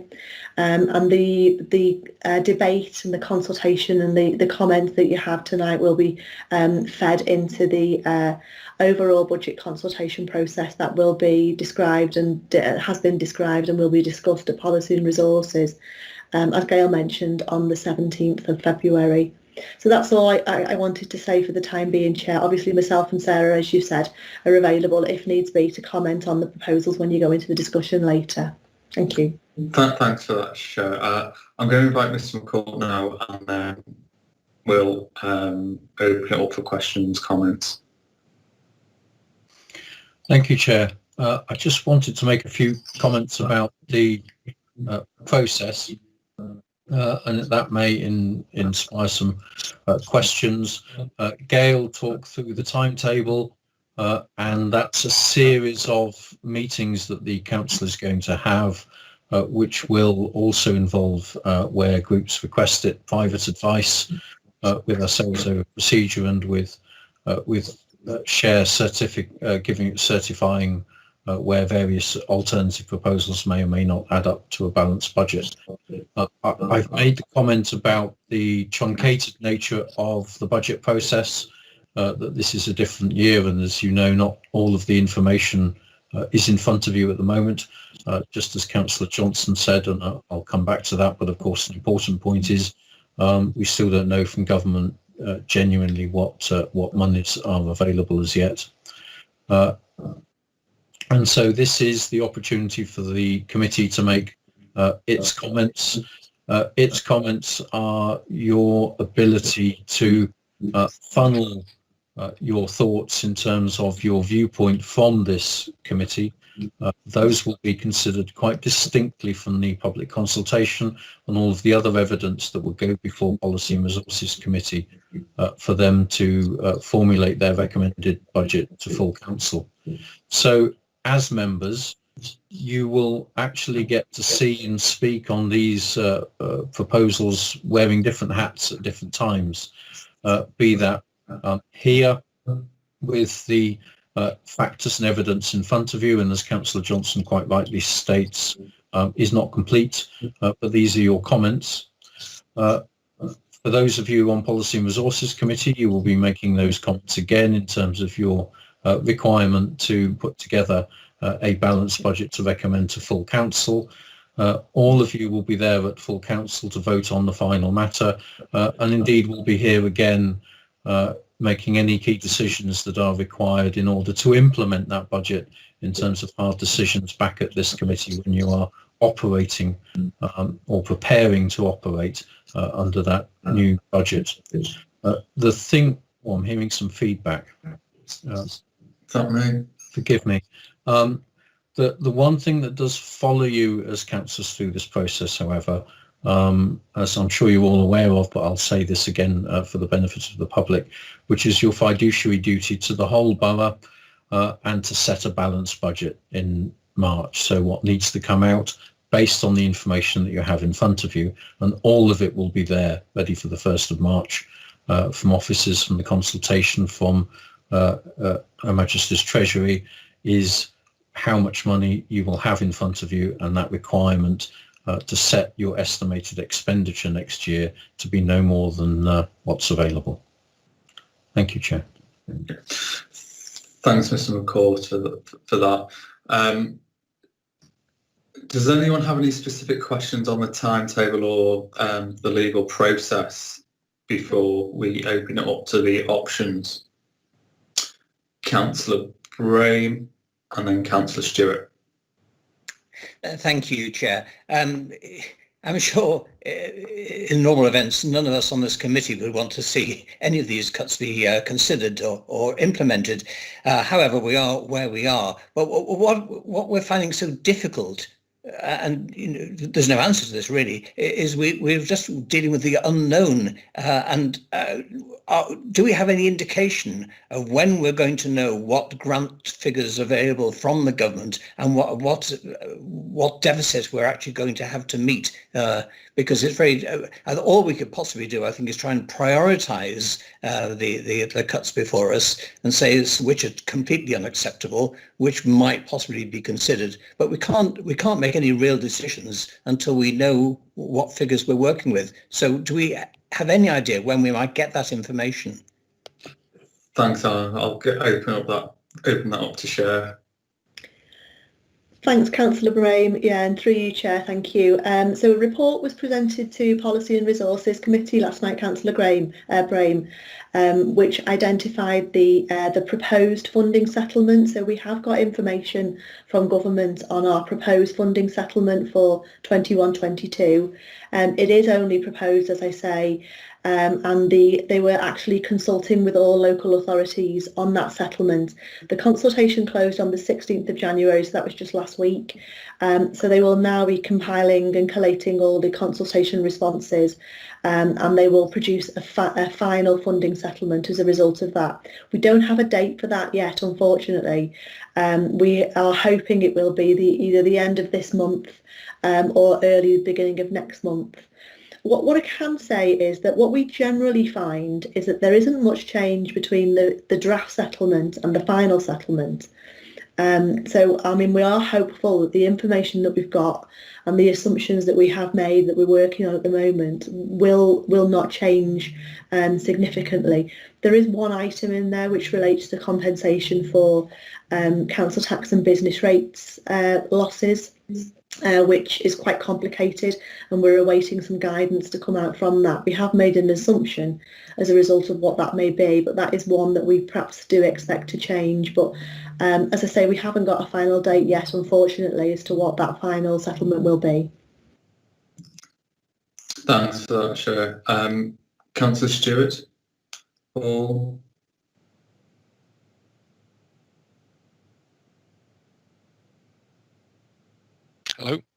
Hello. Sorry, I've been having some problems. I just want some sort of clarity with regards to these options that we're being asked to consider tonight. Am I right in thinking that this is an opportunity for us to speak to these, but not to be making necessarily recommendations from this committee with regards to whether or not these options should be considered? I got a bit sort of confused between what Cher said and then what Phil said. I'll speak to that, and I'll let Mr. McCall come in on that second. So the consultation hasn't ended; it ends tomorrow, and there's the extension of the easy read. P&R are then going. So our opportunity here tonight is to make comments on what we've heard. And Siri's now talking to me. on comments, recommendations if they so wish, in terms of this committee, that they'll then go to P&R, and P&R will make that recommendation on the 17th of February to Budget Council that sits on the 1st of March. So I think, as Mr McCourt says, some of us wear different hats, so those of us who sit on P&R will have to take the whole interest of the borough in terms of having a balanced budget. People who sit on this committee will have the opportunity to vote or discuss tonight and then vote at full council. So, while we might make recommendations or comments tonight, that may change when it comes to full council or P&R, depending on the settlement grant and other items. But Mr McCourt. Chair, I've nothing to add to that. You put that across very eloquently. There we go. Could I just sort of come back on that? I think the concern that I've got, and it is, if this committee makes, a recommendation tonight to not progress with one of the options, then that's potentially putting members at risk of predetermination of the outcome of the consultation, and potentially then, could lead to sort of further complications down the line. So can I just have some clarity on that, please? Of course. I can speak to that, Chair. So there would be no predetermination as such, because this is the committee being asked to make comments in terms of its view as a committee. As Councillor Johnson said, not all of the evidence is there before you, and so you can't make a whole holistic decision. All you can do is make comment, and as the Chair said, how you make that comment is a matter for you. What P&R will do is look at those comments that you make as a committee and give that weight, and clearly that's weighed against all the other information that P&R has. And also, I know it's rather trite to say it, but if you as a committee say take this out, there would be an expectation of P&R to say, well, what do we do instead then? So there is that conversation, but that's not predetermination. What you're doing here is speaking as this committee, and nothing more, nothing less. Okay, I do have more questions, but it's more sort of comments on. Yeah, it's more comments I've got now with regards to the actual options, but I'm happy to come back after other members have been given an opportunity. Great, thanks, Paul. So what we agreed at the Chairman and Spokes briefing is that we'll take each option and discuss each option, otherwise it might just become chaotic. So I hope that's okay with all members. What I propose to do is committee originally decided to put forward the culture and visitor economy savings of £620,000. That's the first option on Appendix 1. Committee agreed that in November. P&R has taken that as an option saving. What I don't propose to do is go over that because we've already agreed that. So unless I hear anyone shout out at me that no, they want to discuss that, I'll move on to the second one on the Appendix 1 is Europa pools. That is about closure, and that is £640,000 saving. Committee in November agreed to consider the closure of the fun pool element for a saving, but keep the competitive pool open. P&R has taken the entire budget saving of the closure of Europa. So I'll open that up to questions, comments for P&R. Just to say, Andy McCartan and Nikki Butterworth are here to answer any questions if they'll have. So anyone want to make any comments on Europa? Okay, got Councillor Povall first. Yeah, can I just ask if the proposal is to close the entire pool, what alternative provisions have we got for people that want to do competitive swimming? Yeah, I think that's an excellent question. I mean, just from what Gail said, but the emails I've had in, it's a lot of the questions are on the competitive element, swimming. So Andy, do you want to come in?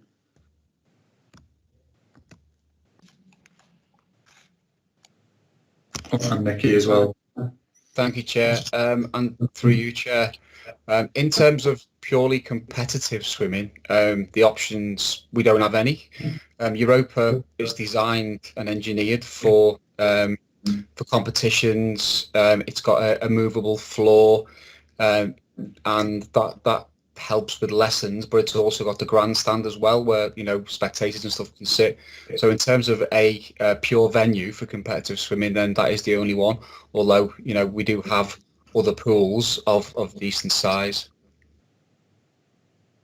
Okay, thanks, Andy. Councillor Johnson. Thank you. I'm just wondering why we haven't got the option of closing the fund pool, which is what we recommended from our last meeting, our workshop, so that we're retaining some provision then in the locality rather than taking out all provision in the locality. So I'm wondering why that option is still not there as an alternative to shutting the entire pool, please. Thank you. I can answer that one, Jenny. When those recommendations from this committee were put forward in November to P&R had to look at the entire budget and look at all options that were in each of the committees and go further. So they decided to go out to consultation, obviously without prejudice that no decisions have been made. So that was the reason. It was a decision from P&R to consult on that full closure route, but again, as I say, without prejudice. So we're still awaiting the outcome of the consultation, and then obviously comments from this committee will be fed into the P&R on the 17th.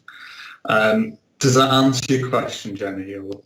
To some degree, but I still think there could be an option of having what we intended as our option on there as an alternative. So one might be shutting everything, and part of it might be just shutting the fund pool, and hence retaining provision for competitive swimming and for locality. They've got somewhere to go as opposed to nowhere, please. That would be good to have the option, I think. I think your comment there will be captured and fed to P&R. That will be my comment would be on that is that P&R take considerable considering the considerable representations we've had on the competitive swimming, and what Andy McCall just said, there's no other provision out there which to take seriously. That the closure of the fund pool will keep the competitive element there. But I will open it up again to Councillor Christine Jones and then Councillor Stuart and then Councillor Brame. Christine. Thank you, Chair. I just wonder how much in normal times, how much income we get from the competitive swimming and how much competitive swimming actually takes place at Europa. Will it do the borough harm in the long run by not having a venue where other people can come in to Wirral to compete? Yeah. Nikki or Andy, do you want to answer that question? You're on mute, Andy. Sorry. I can't give you a figure, I'm sorry, just for competitive swimming only in terms of income. There is income derived from the use of pools by clubs. Some of them are really high standard swimming clubs, and I think that's one thing that is coming through in the consultation.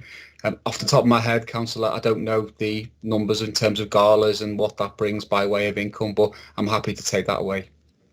Okay. Sorry, Chair, can I just come back 1 second?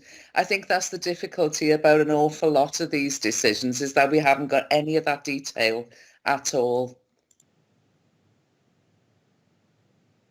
No, I think you're right, and if we can get that figure at some point, it'd be helpful to have that for P&R actually when they make those decisions or suggestions. Councillor Brame. Right, thank you, Chair. I would just like to support the point that Councillor Johnson was making, and I wonder if we could just have some figures.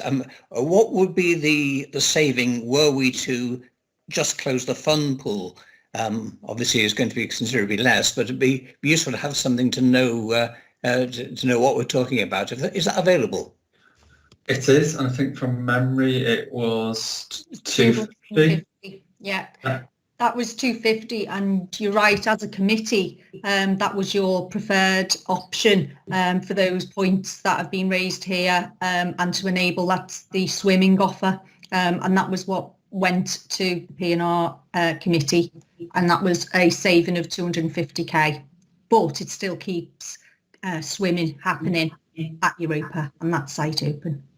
Yeah, I think that's an important comment to feedback to P&R until the major regeneration takes place to incorporate maybe a new pool, that we need some provision there in that part of the borough. Councillor Williams and then Councillor Stuart. Yeah, thanks, Tom. Again, my concerns again are the lack of detail here in relation to the various issues. And as a person, has been involved in sporting activity for 40 odd years, but exercise is just so important for our physical and mental health, and obviously, but fully appreciate the very difficult circumstances that we are in. But again, the committee is really, not in an ideal situation when, we haven't got much detail over all these issues, and that's all I basically would like. Thanks, Jerry. Councillor Stuart. Thanks, Chair. With regards to your proposal, I fear that tonight any questions that are going to be asked with regards to sums, we're not going to be given the sums, and this is kind of the situation that other councillors have made comments on this evening, that we're going to find it extremely difficult to be able to come up with alternative suggestions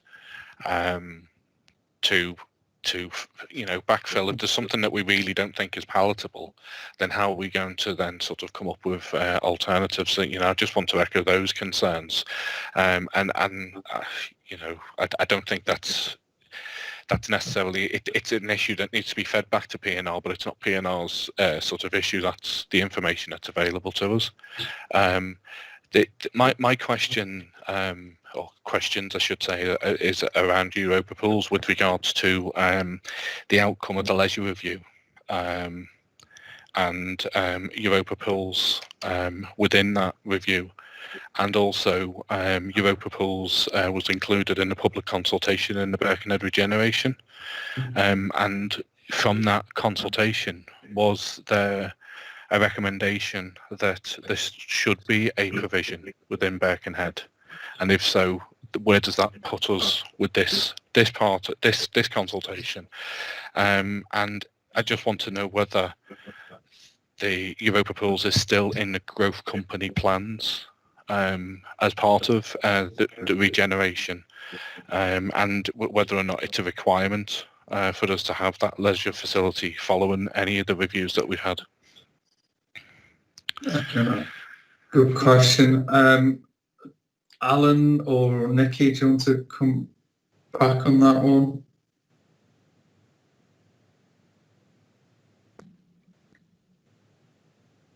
I'll start, Lisa. Yeah, I was just going to say, yes. We would. But Alan's not on the call. Chair, should I go ahead with the answer, the question about the Wirral Growth Company? Please. Councillor Stuart, the Europa pools was included in the original proposals that when we were looking at that of the area of Birkenhead in terms of future development, but because of the leisure review, the current Europa pools site and Europa pools is not currently included in either the consultation or the planning application that's just been submitted on behalf of the Growth Company for the redevelopment of that part of the town centre. You may be aware that they've submitted Growth Company has submitted an application. It's a detailed application for the centre part of Birkenhead around Milton Pavements, but it's an outline application for a wider area, but it does not include Europa pools, although it is still an option within the Growth Company to develop at a future stage, but it does not appear in that first stage of their business plan, which is the current sort of phase 1 operation. Just for clarity on that, then, can you just confirm? Is it part of the growth company?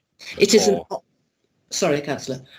Yeah, I was just going to say, is it part of the growth company? Has it been taken out of that completely at the moment, or could you, what's the update there? And is there a requirement from any of the consultations that we've had to have a provision there? In terms of taking the consultation first, clearly a leisure provision has been an important feedback in terms of consultation, but there has not been a consultation that's been specifically in relation to the growth company and the development plans that relates to Europa pools from the growth company aspect. The site is still included. There are a number of sites that are called options within the growth company portfolio, and there is a process that the growth company needs to go through in order to draw down those sites, so that they still can do that. But at this point in time, it is not one of the sites that's been drawn down by the growth company into that portfolio. Okay, thank you. Just before I bring Andy in, just on the back of that question, you just said about it's on the back of Paul's, really. I mean, it isn't in one of the phased options though, isn't it, Sally? Because that's why the council purchased the cinema. So it's a bit of a catch-22, isn't it? Until they decide what they want to do with Europa, or, we want to do Europa, then that will not move up the options for the growth company. Is that correct? I think that's because it clearly needs to tie into the leisure review work as well that Andy's progressing. So yes, Chair, that's great. It is still very much part of, as you say, the potential for the growth company to bring forward, but I think the timing of it was thought that it needed to be linked to the leisure review. Go on, Andy. Yeah, just on the thank you, Chair, about the leisure strategy. Obviously, that's an ongoing piece of work, and we are in the process of, we'll be going out to consultation on the leisure strategy following its approval in November last year. There is some more detailed needs analysis work going on with Sport England at the minute, so they are undertaking a series of interviews and producing a report that populates that needs analysis relative to where leisure provision is needed, and there is a commitment to provide leisure facilities in Birkenhead, but obviously they have to be the right leisure facilities in the right place, and that's what this ongoing work will determine, is what we need and where we need it for the people of Birkenhead, because there is a recognition that of the importance of having these leisure provisions, but it may emerge that what we have at the Europa site for the long term and for the overall benefit of people's health, not just for swimming, might not be what we actually need in that location, and that could, again, as you referred to it, Chair, as a catch-22, help to inform some of that work that Sally's doing with the growth company. Paul, do you want to come back on any of that? Your hands full? No, not specifically on the point I've raised. The points have been answered. My comment is that we have that facility there, and as a committee we did choose to put forward to P&R the closure of the leisure facility, and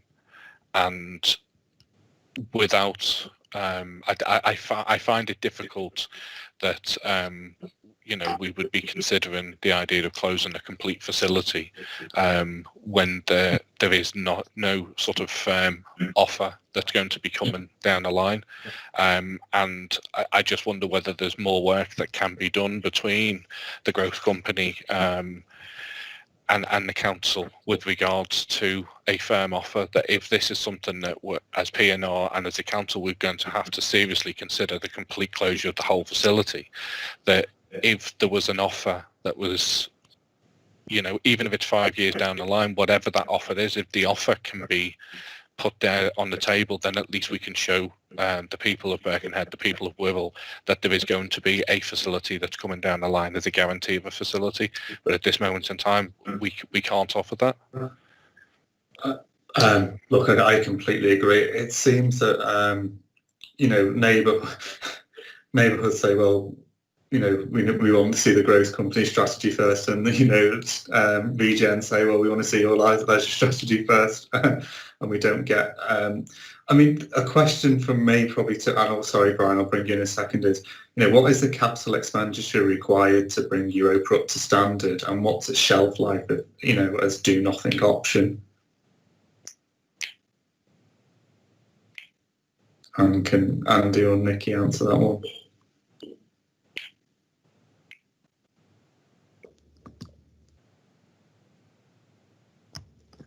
Thanks, Chair. There are some capital works that need doing at Europa. They're not fundamentally the issue with some of this. In terms of the fund pool, it is the most expensive part of the facility in terms of the staffing and the energy that it uses for wave machines and pumping water through slides and things like that. So capital wise, that's probably the area where we would be looking to spend the majority of the money.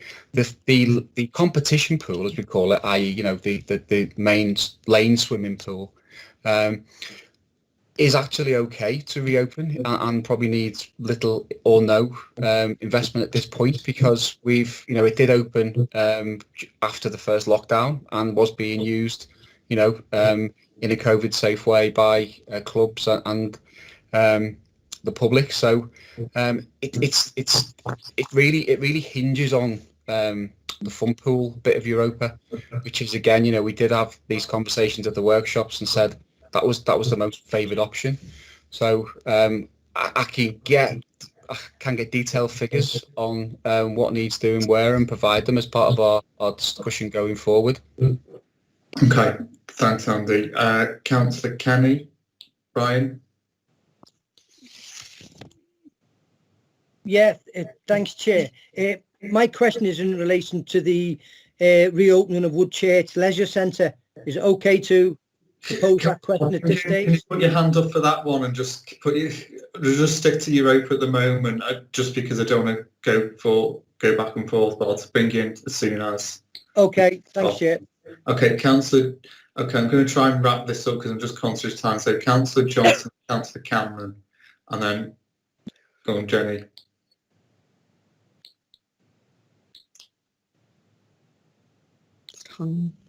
Thank you, Chair. Yeah, thank you, Chair. I'm just wanting to say that for P&R to look at this in more detail, they do need far more information about the costs of running this pool and why it's so expensive. You've got about a £400,000 cost there for running effectively lane swimming. So the cost needs to be broken down, and the income, and that needs to be looked at in the round with the other costs of the other pools as well. So I think there is something fundamental here about real missing information relating to finances, that for P&R to make proper decisions, and indeed for us to make advisory decisions, we do need far more financial information and backing up data than we currently have. Thank you. Completely agree on that, Helen. Councillor Cameron. Thank you, Chair. I was just wondering about the alternative provision for competitive swimming. Should there be a gap between Wirral Growth Company's fabulous new plans and Europa closing, if it had to? There's a lot of money spent at the Oval in Bebington, and I'm not entirely sure why it wouldn't be available for people to train for competitive swimming, even if putting on a competition isn't possible. It's just, is there the provision in the borough for them to train elsewhere, or to even hold competitive swimming events elsewhere? That's a good question. Andy, can you answer that one? Yes, Chair. Yeah, I mean, training wise, yes, the Oval is a very good pool. It was upgraded a few years ago, and I couldn't hand on heart say the events will be able to take place there, but for competitive swimmers, yes, it is an alternative provision, and probably one of the other better pools that we have. Thank you. Okay. Thank you. I don't see any more hands up on this one. Everyone's comments have been captured and will be fed into P&R.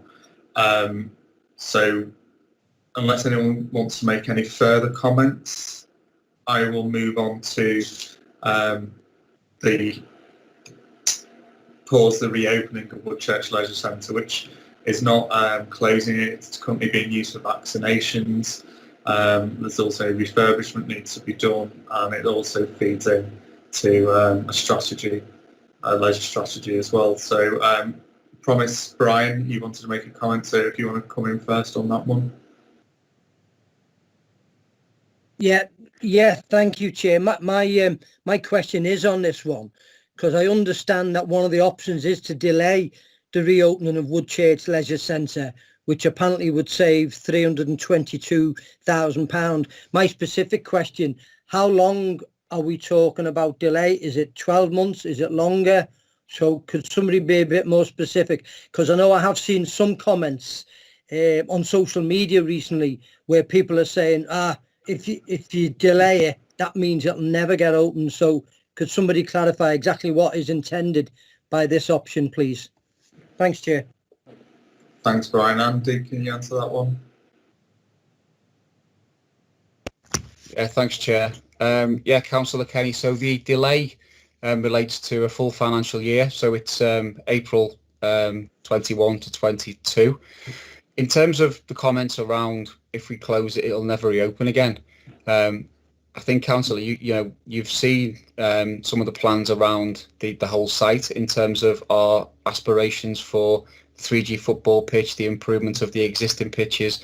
I suppose the missing link in some of that is what we do with the centre itself, and the pool in Woodchurch is actually in good condition. So the leisure teams at the minute are looking at options around, can we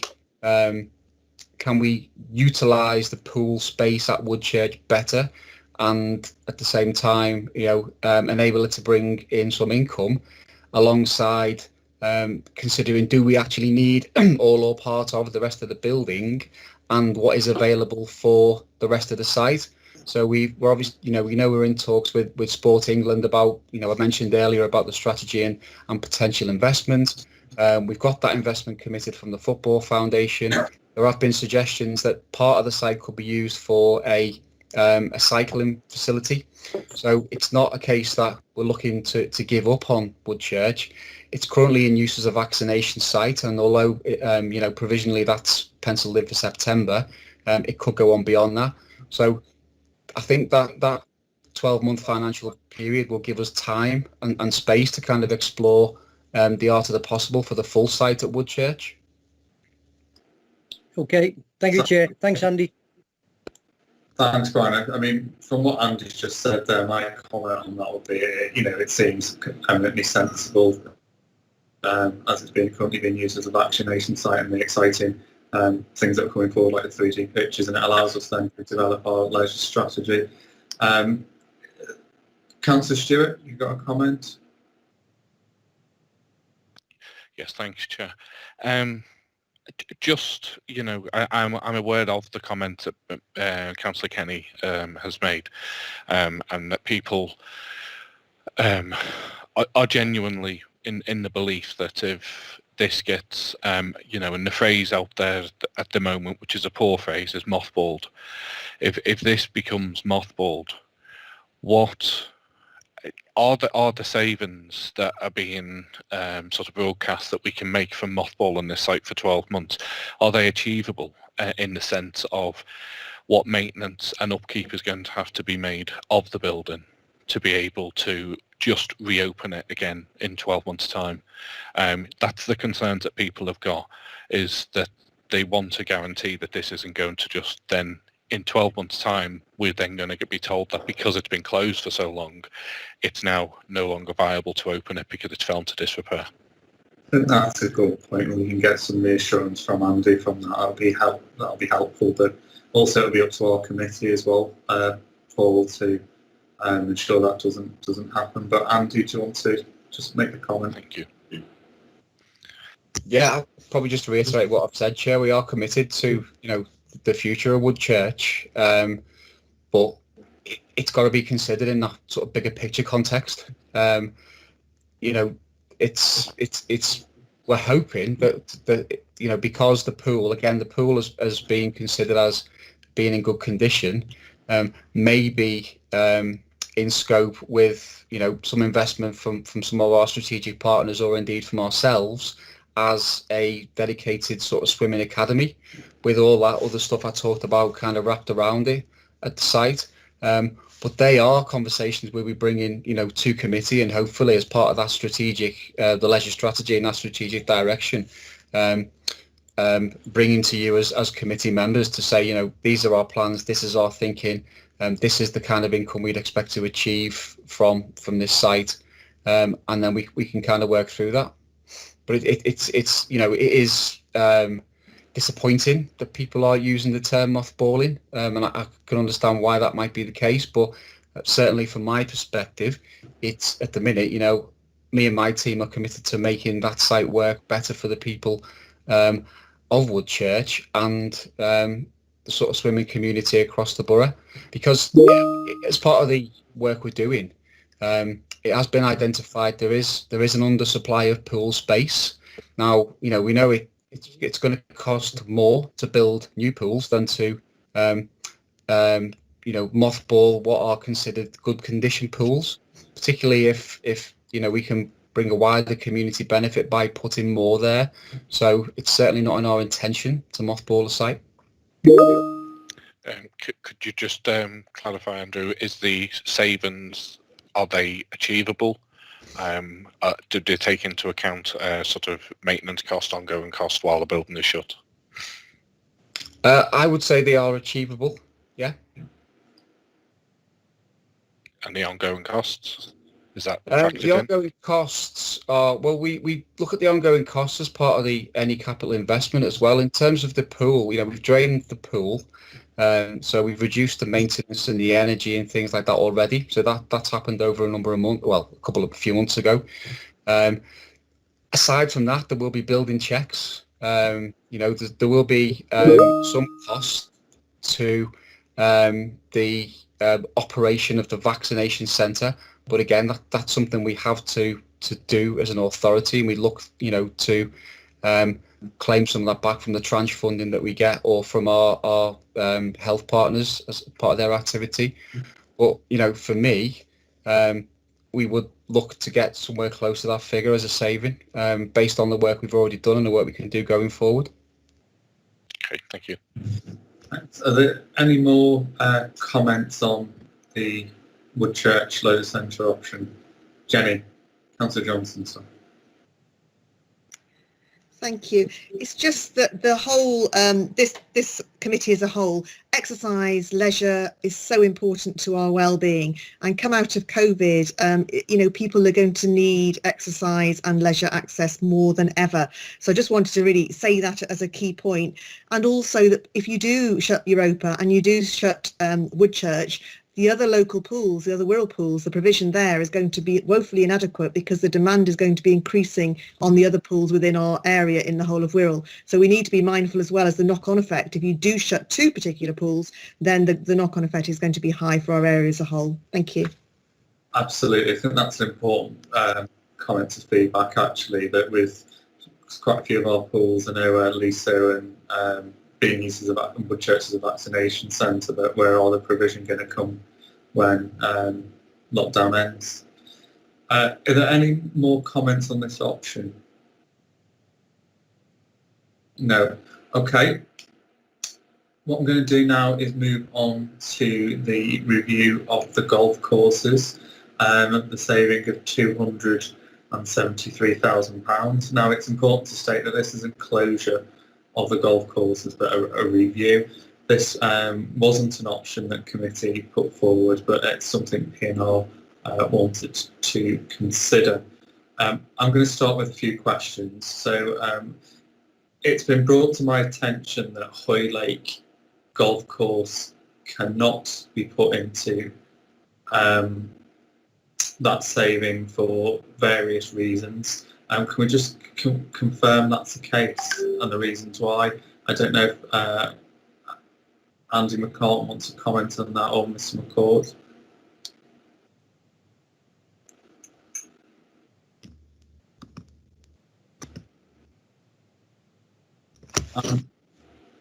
You swapped screens again. Sorry, Chair. Yeah, I'm sure Andy can give some more detail, Chair, but in short, that golf course was part of the development agreement that was signed in 2016, and that runs for another few years, and so the council is obliged to make that available for any call upon it under that agreement. And if we disposed of it before the end of that agreement, we will be required to pay any profit costs, whether or not it was ever really used. Okay. Do you want to add anything to that, Anne? Yes, Chair. Similarly, it's also within the provisions for the hosted 2023 Open Golf Championship. So it's used as a practice course, and that's a part of the agreement with the RNA for them hosting the competition at the Royal Liverpool. Okay. Are there any other golf courses that might affect that, or is it just Hoylake? It's just Hoylake, Chair. Okay. So I see hands up. So that saving then can't be realised of 273,000. So do we have a revised figure?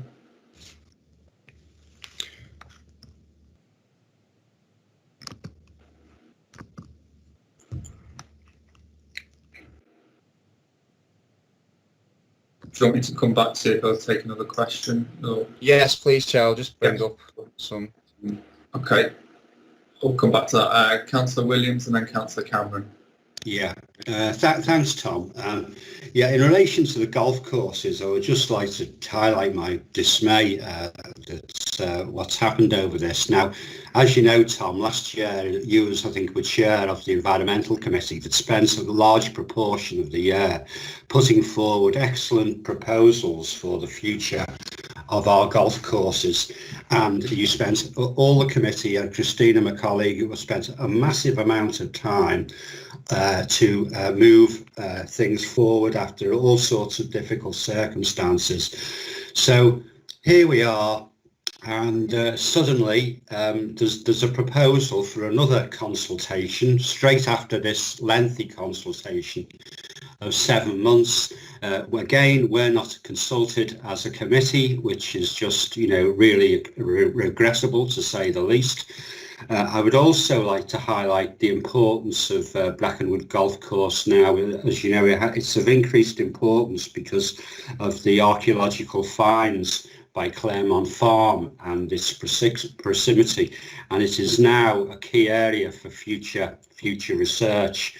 But I'm just, the way that these items have been put onto us, and again, we're not getting the clarity and detail that we need to make decisions like this. And, it's just extremely frustrating and regrettable.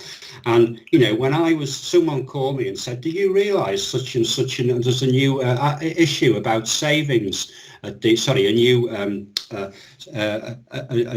new focal point for to have an investigation into the future of the golf courses.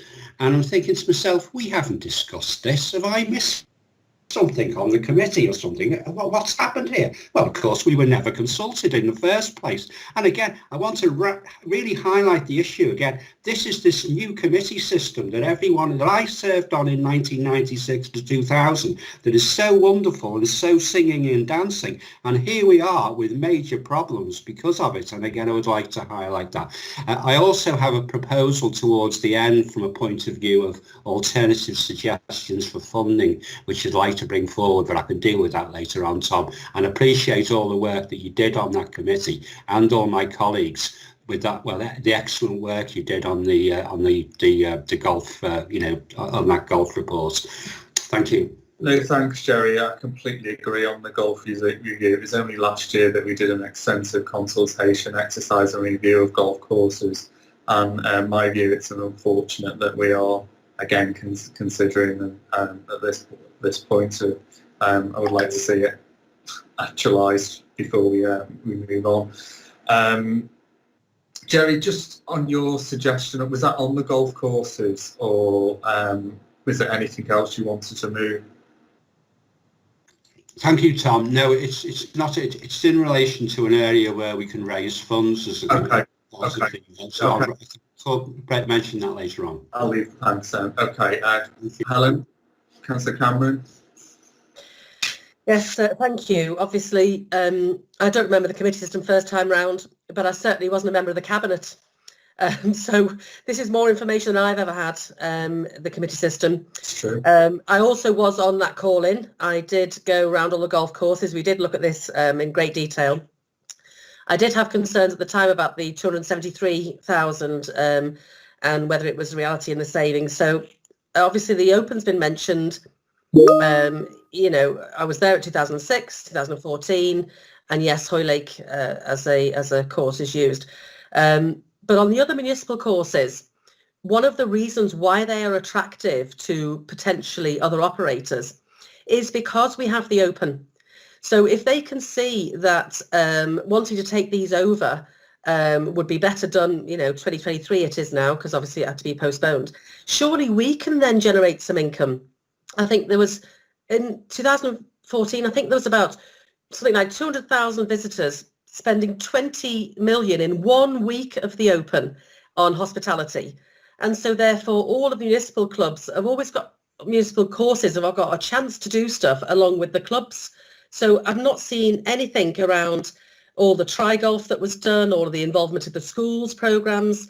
This must be an income generator. And if we were to ever look at the golf again, please let it be after 2023.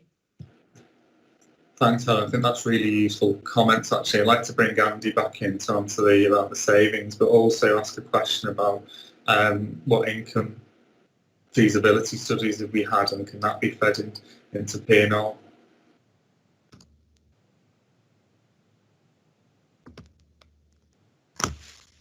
Thank you, Chair.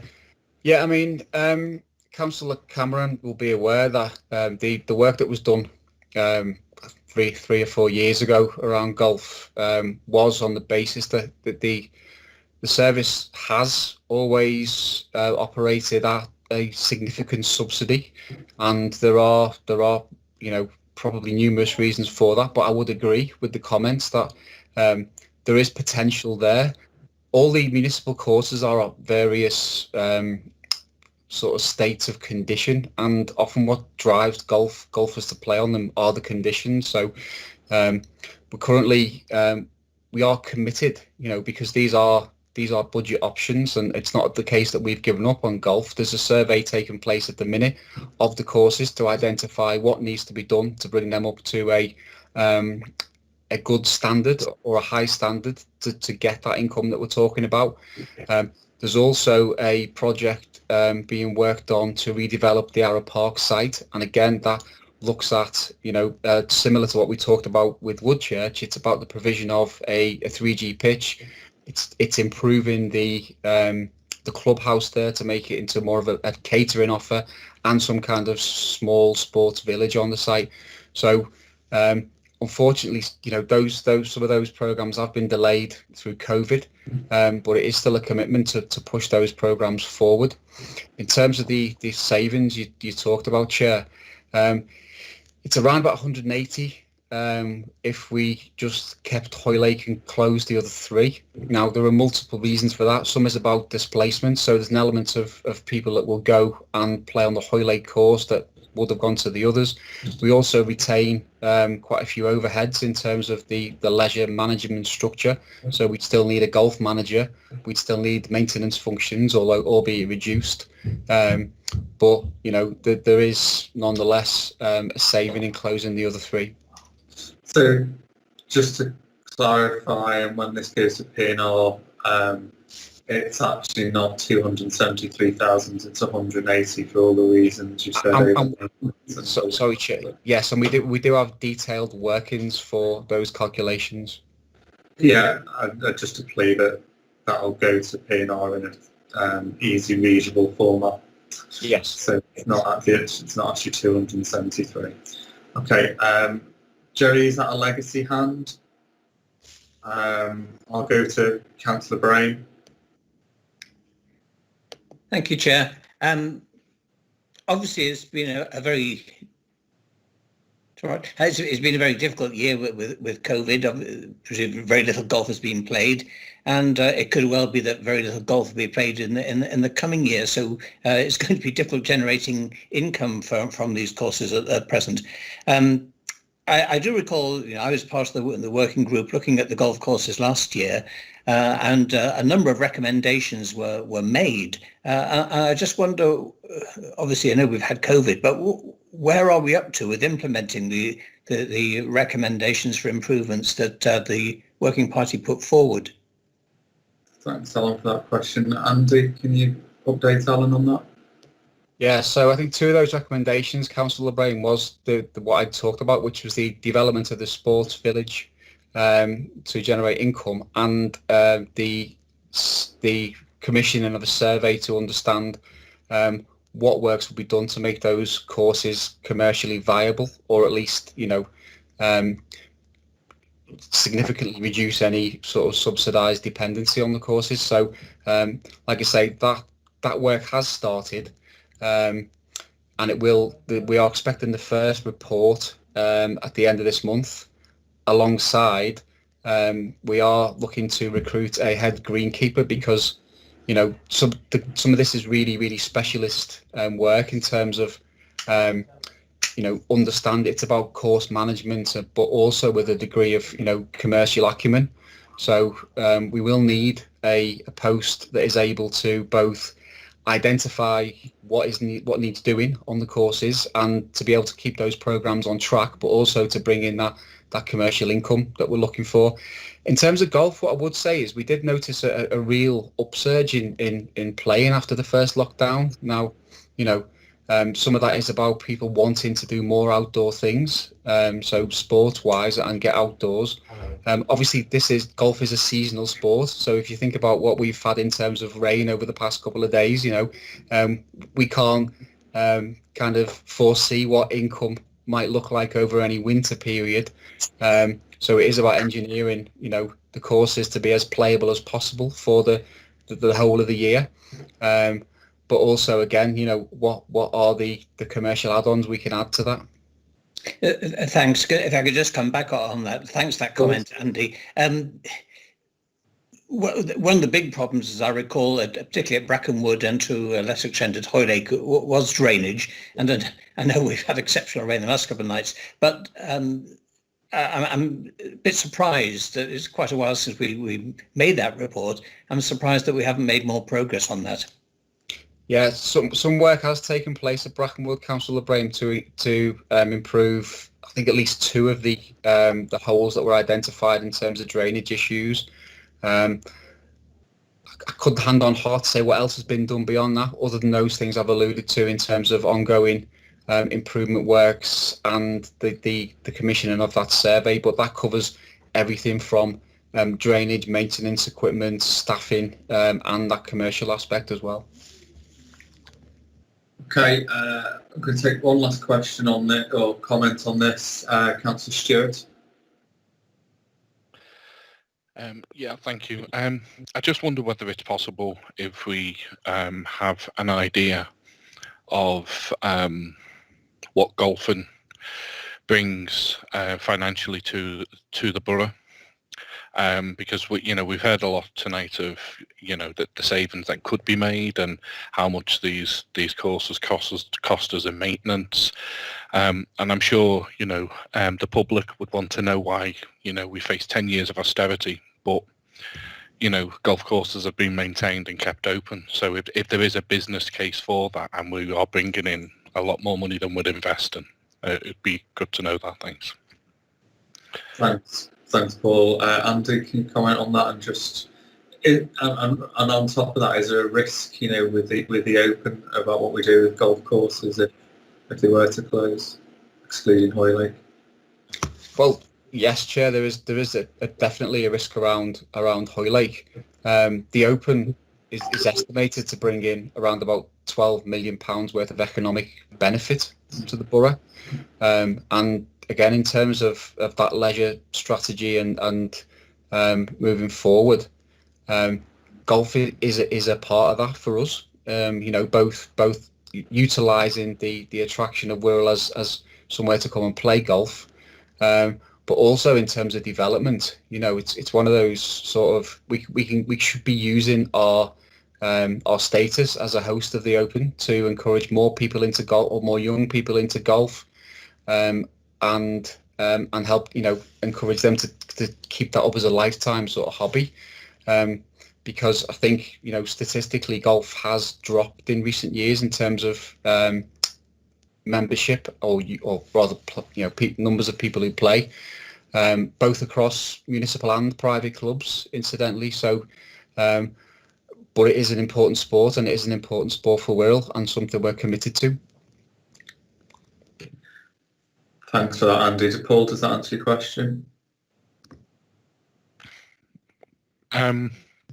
It does.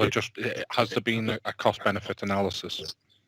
You know, I know that we get the Open here, so we must have an idea of what golf brings in. I just think that, you know, if we're considering whether or not we continue to fund this, I just think that the public would want to know what the cost benefit is, rather than just seeing all the time that, you know, this is costing the council this much, it's a non-statutory service. Without it, what would we lose? Yes, Chair. Again, you know, we've got all those, you know, we've got all that information around the numbers of players on our own courses, by course, and what that brings in income-wise, both in terms of pay and play and across the Invigorate membership scheme. Okay, I'm going to. Thanks. I see, Cherry, Councillor Povall, you've got your hand up. Go on, take your comment, and then we'll move. I just want to make a comment. I mean, this discussion must be absolutely horrifying people that use these golf courses, because they thought this matter had all been settled last year after the big inquiry.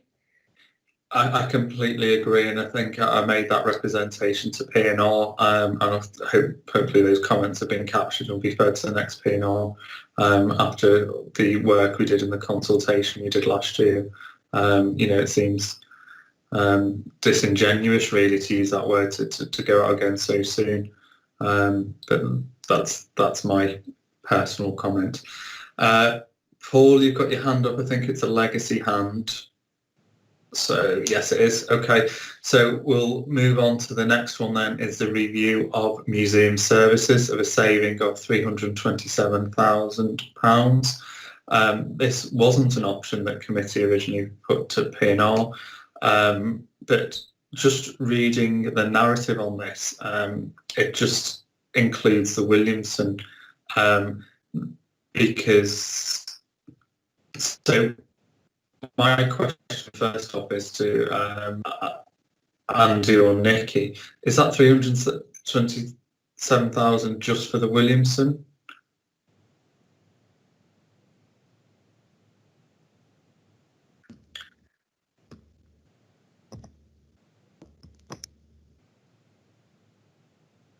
Andy there? Yeah, sorry, Chair. When that 327,000 went in, it was for the full review of the museum's service. So I can tell you that the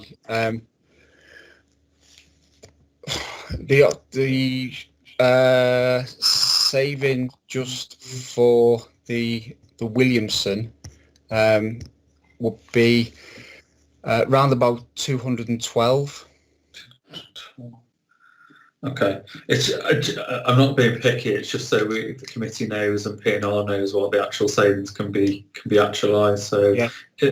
The review of the museum service, P&R decided to go out without prejudice for consultation, which was just, I don't say just, but the Williamson, not the entire museum and gallery service.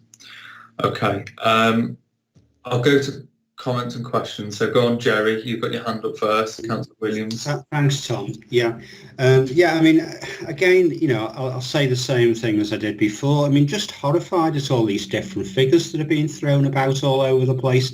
How can we ever make decisions with the circumstances like this? I mean, this is just, you know, absolutely crazy. It's so difficult.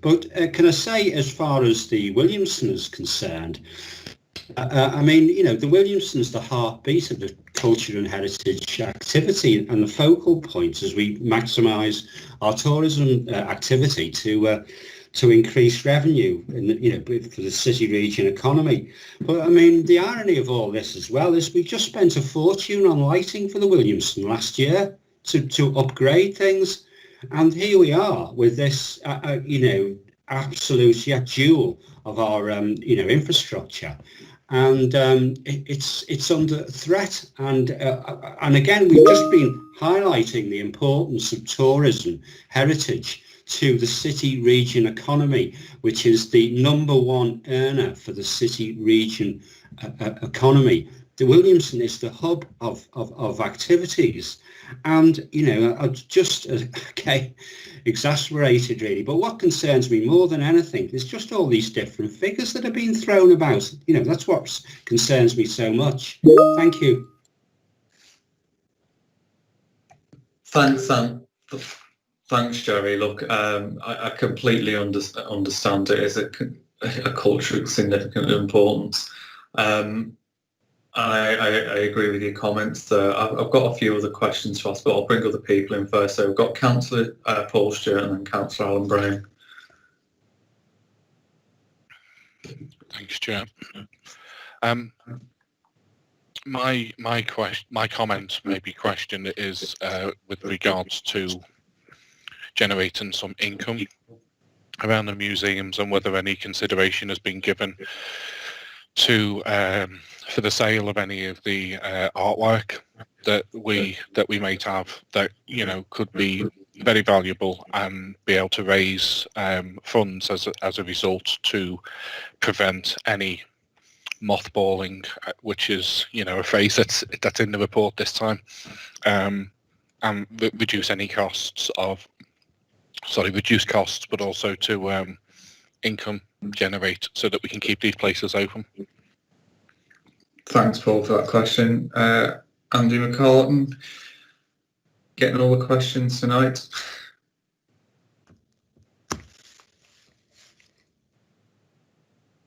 Thanks, Chair. Yeah, I'd agree with Councillor Stuart. The team at the Williamson will look at both opportunities for income, and before COVID, we recently just had a new cafe offer at the site, but it's certainly one of the targets, and I use income more broadly in terms of the Williamson does have an accredited museum status, so that allows us to apply for various funding pots that we wouldn't be able to if we didn't have that status. So obviously the team will look at all those opportunities alongside its strategic importance in terms of the regeneration of Birkenhead. Could I just follow up with that then? Could I ask then that something is brought to P&R with regards to the comments that you've just made? Because again, this, on the face of it, the Williamson is one figure, but the complete review is 327,500. But there's a cost implication there. If something was to happen, i.e. mothballing of the Williamson, that's actually going to have a negative from what you're saying, because we're not going to have access to funds that we would have with the Williamson being in place. So would you be able to bring something to P&R to say, if we mothballed the Williamson, what that potentially could cost us by way of access to other revenue and grants? Yes. Thank you. Thanks, Councillor Stuart. I think that's important. My question on that was, do we have any cost figures of maintaining the Williamson, storing the artefacts? I don't think you've got that tonight, but that'd be really important to get into these comments to be fed to P&R. Councillor Brame and then Councillor Povall. Thank you again, Chair. I won't repeat the points that Councillor Stuart and Councillor Williams have already made so eloquently, but I will say that the Williamson, of course, sits in Oxton, which is my ward, and I've never received so many letters people still writing letters and emails on any topic as the threat to the Williamson. It's a much valued treasure within our ward, within our borough. And we may have support from Australia, but I know we've certainly got plenty of support from Oxton. It's not just a cultural and heritage hub for the borough. It's also a place that's valued for people's well-being. And many people have contacted me making the point that it's been a place where they have found relaxation and solace and enjoyed viewing the artworks there and socialising in the cafe. It serves a much wider range of functions than purely being an art gallery and museum. And you know, I said earlier on that we wouldn't want any of these things to go ahead in normal circumstances, but I think nothing impassions me more than we must defend the Williamson. Thanks, Alan. I'm sure those comments will be passed on. I can only agree with you. The most representations I've had is on the Williamson, and I think, as Gail said earlier, that you know that came out at the top of it when we did the high level exercise. I've got Councillor Povall and then Councillor Williams' hand still up. I don't know if that's a legacy hand, but Cherry, you... Yeah, I just think it's absolute madness that we're even considering closing this. What I'm wondering is, has anybody done any intensive marketing of the Williamson for purposes other than as an art gallery? Want to support what Paul said, really. Corporate business is always looking for places to hold functions and that. Has anybody ever tried looking at corporate business? Because that could bring in lots of money that could help keep it open. I mean, it's just relying basically on the cafe at the moment. I mean, I really think there's a lot more could be done. We could set up a committee to look what we could do to raise money to save it.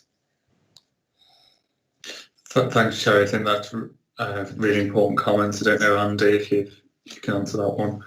Other than to say, Chair, obviously I'll take those comments. The Williamson does host functions that, you know, so there is more that can be done there. But again, you know, it's useful to hear these comments, and also, you know, I suspect it'd be welcome to see what comes out of the ideas and suggestions that we get back from the consultation. But yes, certainly more marketing is something we could look at. Okay, great. And Councillor Williams. It's just a comment again, but I'll just make an additional comment. Yeah, the very much the point made about health and well-being is absolutely correct. It's an absolute hub of the community, and also, as you say, it's a community hub, but with international connotations. As most people know here, we had the Chilean ambassador in there in November last year, and in relation to and they were absolutely so impressed with the place. And you know, it's all about giving out vibes to the outside world, and but this is where, you know, the Williamson is so unique, and together with heritage groups that are just, you know, so exceptional. We're so blessed on the Wirral to have these groups with so much enthusiasm and so much drive, and work so hard together with us. And just to, you know, if that highlights my, you know, my frustrations about this, I hope it does, but that's just the final word, and thank you for listening to me. No, thanks for that, Jerry. Councillor Christine Jones. Thank you, Tom. I'd just like to say that I've had a number of comments from Seacombe residents as well. It isn't just Oxton, you know, where the gallery is, that is really appreciated. But I just wondered what else was in the review of museum service original bid to bring it up to the 327,000. What's been taken out? So, Andy, do you want to give an update on that? Thanks, Councillor Jones. Yes, so we've also got the Priory in Birkenhead and the Tram Museum, which, as you're probably aware, the Priory is the oldest building on Merseyside. It's got multiple sort of protected status categories. So those were the two other elements to the service that came out. And also added to that, a lot of the overheads and the management costs for those two sites are all administered from the Williamson as well. Thanks, Chair. I can't see how you can separate those three services out. They're so different and so diverse, and I'm sure the number of tourists that those, the three attract is really important for Wirral. We are supposed to be a leisure, and cultural peninsula, and we're taking away the jewel of the crown, really. I think Andy will come back on that, but it couldn't have been put into as an actual saving because of its grade 1 status. But Andy, you'll correct me if I'm wrong on that one. It is grade 1 status. It's got the same. It's got the same designation as Stonehenge. So it is. In terms of Birkenhead and some of that, those ambitious plans that Sally and Jane talked about earlier, it is kind of key to some of that strategic regeneration as well. Yeah. So why was it included in the first place? Sorry, Chair. Sorry, Councillor. Because the original museums as a service is a non-statutory function, and a lot of this emanated from the fact that it was asked that we look at consideration of non-essential spending, which covers our non-statutory functions such as museums. Sorry, Andy, you're having a terrible time tonight.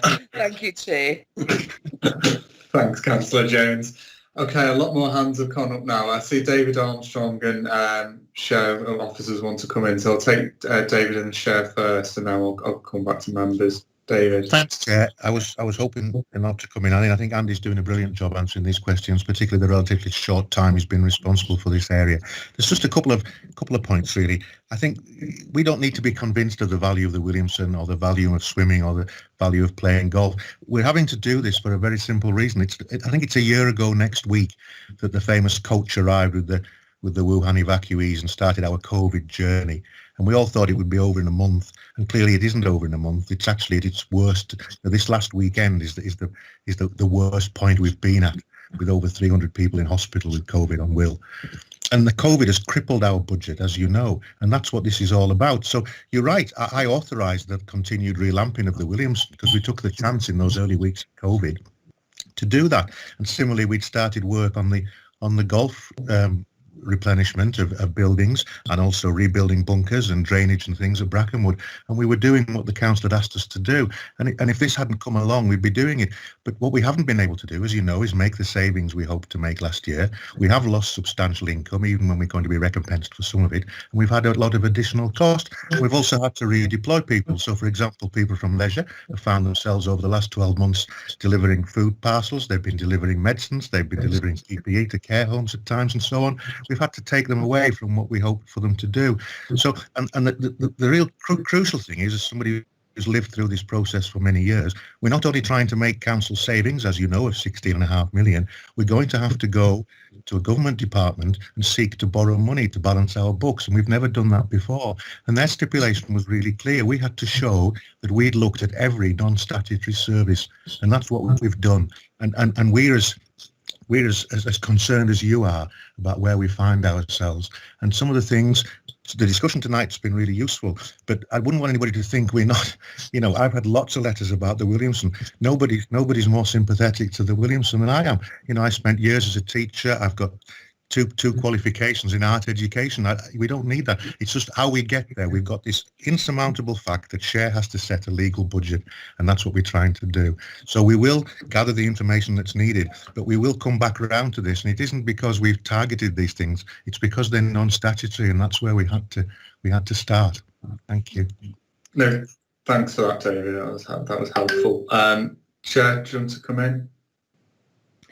Thanks, Chair. I think David and I probably both put our hands up at exactly the same time, and you brought David in first, so he has said what I was going to say. Yeah, I mean, I was going to reiterate the fact that we have got a legal obligation to set a balanced budget, and it's no consolation to yourselves as your committee, but all the other committees are also going through the same process and are struggling with the savings that have been put forward to meet the budget gap. So that's it. Thank you, Chair. Okay, thanks, Chair. So going back to members, I've got Councillor Brame, then Councillor Johnson. Allan? Thanks. I'd just like to comment on what David was saying. Of course, COVID has been a disaster for every reason, and it's made a sort of a nonsense of our budget. And yes, we do have to examine all the non-statutory services. We've looked at them, and I hope we've looked and said, okay, we're not going to close that. It's too precious, because COVID will end. We don't know when. And when it ends, we want a Wirral that's worth living in. And it's things like the Priory and the Williamson that make it a place that is worth living in. And just one final comment. One thing that's been really fascinating, I'm sure many of you have seen, almost every day there have been pictures posted on the council website from the Priory or on Facebook. So there were wonderful images that have shown the treasure that we have there, and the treasures from the Williamson have also been made available online. And I think it's probably whetted many people's appetite to want to go and appreciate these things once we're able to get back out again. And we won't be forgiven if they're not there to be seen. Well said, Allan. Councillor Johnson? Thank you, Chair. I think there's a few points here. My understanding is that the government has given to Wirral over £200 million for COVID relief. Now, that's a huge amount of money specifically to deal with some of the issues we're talking about with COVID here. So this isn't just about COVID, it's far wider than this. It's about progressively mismanagement of a budget over time. And I do think we need to be wary of that and not be taken in just to the COVID conversation. A few things I'll say today. I don't think we are currently in a place to make the decisions or recommendations that we've been asked to make. So I want to reiterate those points that have been made really. Number one, we need to listen to what the public are saying. They've done their consultation. We've seen none of that yet at all, and it won't be ready for another 10, 12, 15 days, whatever it might be. So that's number one. We need proper budgetary information. It's evident from tonight that certain people are holding that budgetary information, and we don't have that detail of that proprietary information, and P&R need this. So what I'm going to suggest tonight is P&R, as I'm sure they are doing, are watching this and aware of what we're discussing. That we talk to P&R members, and you obviously represent us as our chair, Tom, on that as well. And we make a degree of recommendation, but with the caveat that properly to make a decision, an effective decision, we need to be reliant, therefore, on our members within P&R, because we currently do not have information, I don't think, to even make recommendations tonight. So, there's an element of this isn't just about COVID, it's far wider. And I think my final point is exactly what was just said before, that COVID itself will end. The vaccination programme now is a great success. We're one of the most successful. We are the most successful in the whole of Europe. We're doing incredibly well with vaccines. So hopefully there's light at the end of this, and we need to have something to work towards after COVID. We can't just stick with the COVID conversation. Thank you. Thank you, Councillor Johnson. Final hand up I see is Councillor Stuart. So Paul? Hi, thanks, Chair. Before I come in with my question, I just want to sort of pick up on the comments that have just been made that, this is just as much about COVID, and it's okay to quote that we've had £200 million off the government for COVID relief, but that falls far short than what it's actually cost the council, and that is part of the reason why we are having to find the additional funds in addition to having to balance the books. We've having to balance the books with even more because the government have failed to give us what it's actually cost us as COVID. The question that I was going to ask that David Armstrong might be able to answer is with regards to the Williamson. I seem to remember a few years ago when this was on the agenda for consultation and closure and things like that, that there seemed to be some kind of covenant at the time around some of these properties that prevented either the closure or sale. So again, I suppose the question is there something legally that would prevent us from doing this? Therefore, having this in as an option is not credible. And I just wonder, if that could be answered to, please. Thanks, Chair. Thanks, Paul. I think we've done a great job of not being political tonight, but the £56 million of government's given to cover COVID expenditure, income and loss, and 11 million to care homes, Trust and Trace, Food Hub and winter support, and 130 million to businesses is a substantial amount of money. But David, there's a question for you. Thanks, Chair. I'll stay out of the politics, as you would expect. I think just Councillor Brame's example is really good. Yeah, we were charged with looking at all non-statutory services, and we looked at all 3 museums. One of them is run by volunteers, and then we looked at the Priory. It's Grade 1 listed. We've had extensive grant funding in recent years. It's only got very limited opening, and it's got very limited staffing. And we took a decision then that actually that should be stood down. I think that shows that we are trying to work with everybody on this, and we are trying to be transparent and open. It would have been easier for us as officers to say, well, the DCLG want us to look at all non-statutory services, we'll just look at it and leave it at that. But we have been trying to refine it down. So I think that's a perfect illustration of where we are on the same page. In terms of the Williamson, we're not proposing disposal or demolition or clearance or anything. You're right, Councillor Stuart. It was built by a family and it was donated to the Wirral. We are going to look into the legal documentation. There are some covenants on it. Ironically, the copies that we hold, that we use on a day-to-day basis, it's so big a document, it's very difficult to read on the screen. And we haven't gone into it because we're not proposing disposal. However, now you've raised it, we will get out the original documents and have a look at it and answer the question. But as I say, there's no proposal to dispose of any part of the collection, and there's no proposal to dispose of the building. Thank you for that. And yes, I agree with you, Chair, that we have tried our best to keep politics out of this, but I was responding to a political comment as well. Thank you, Chair.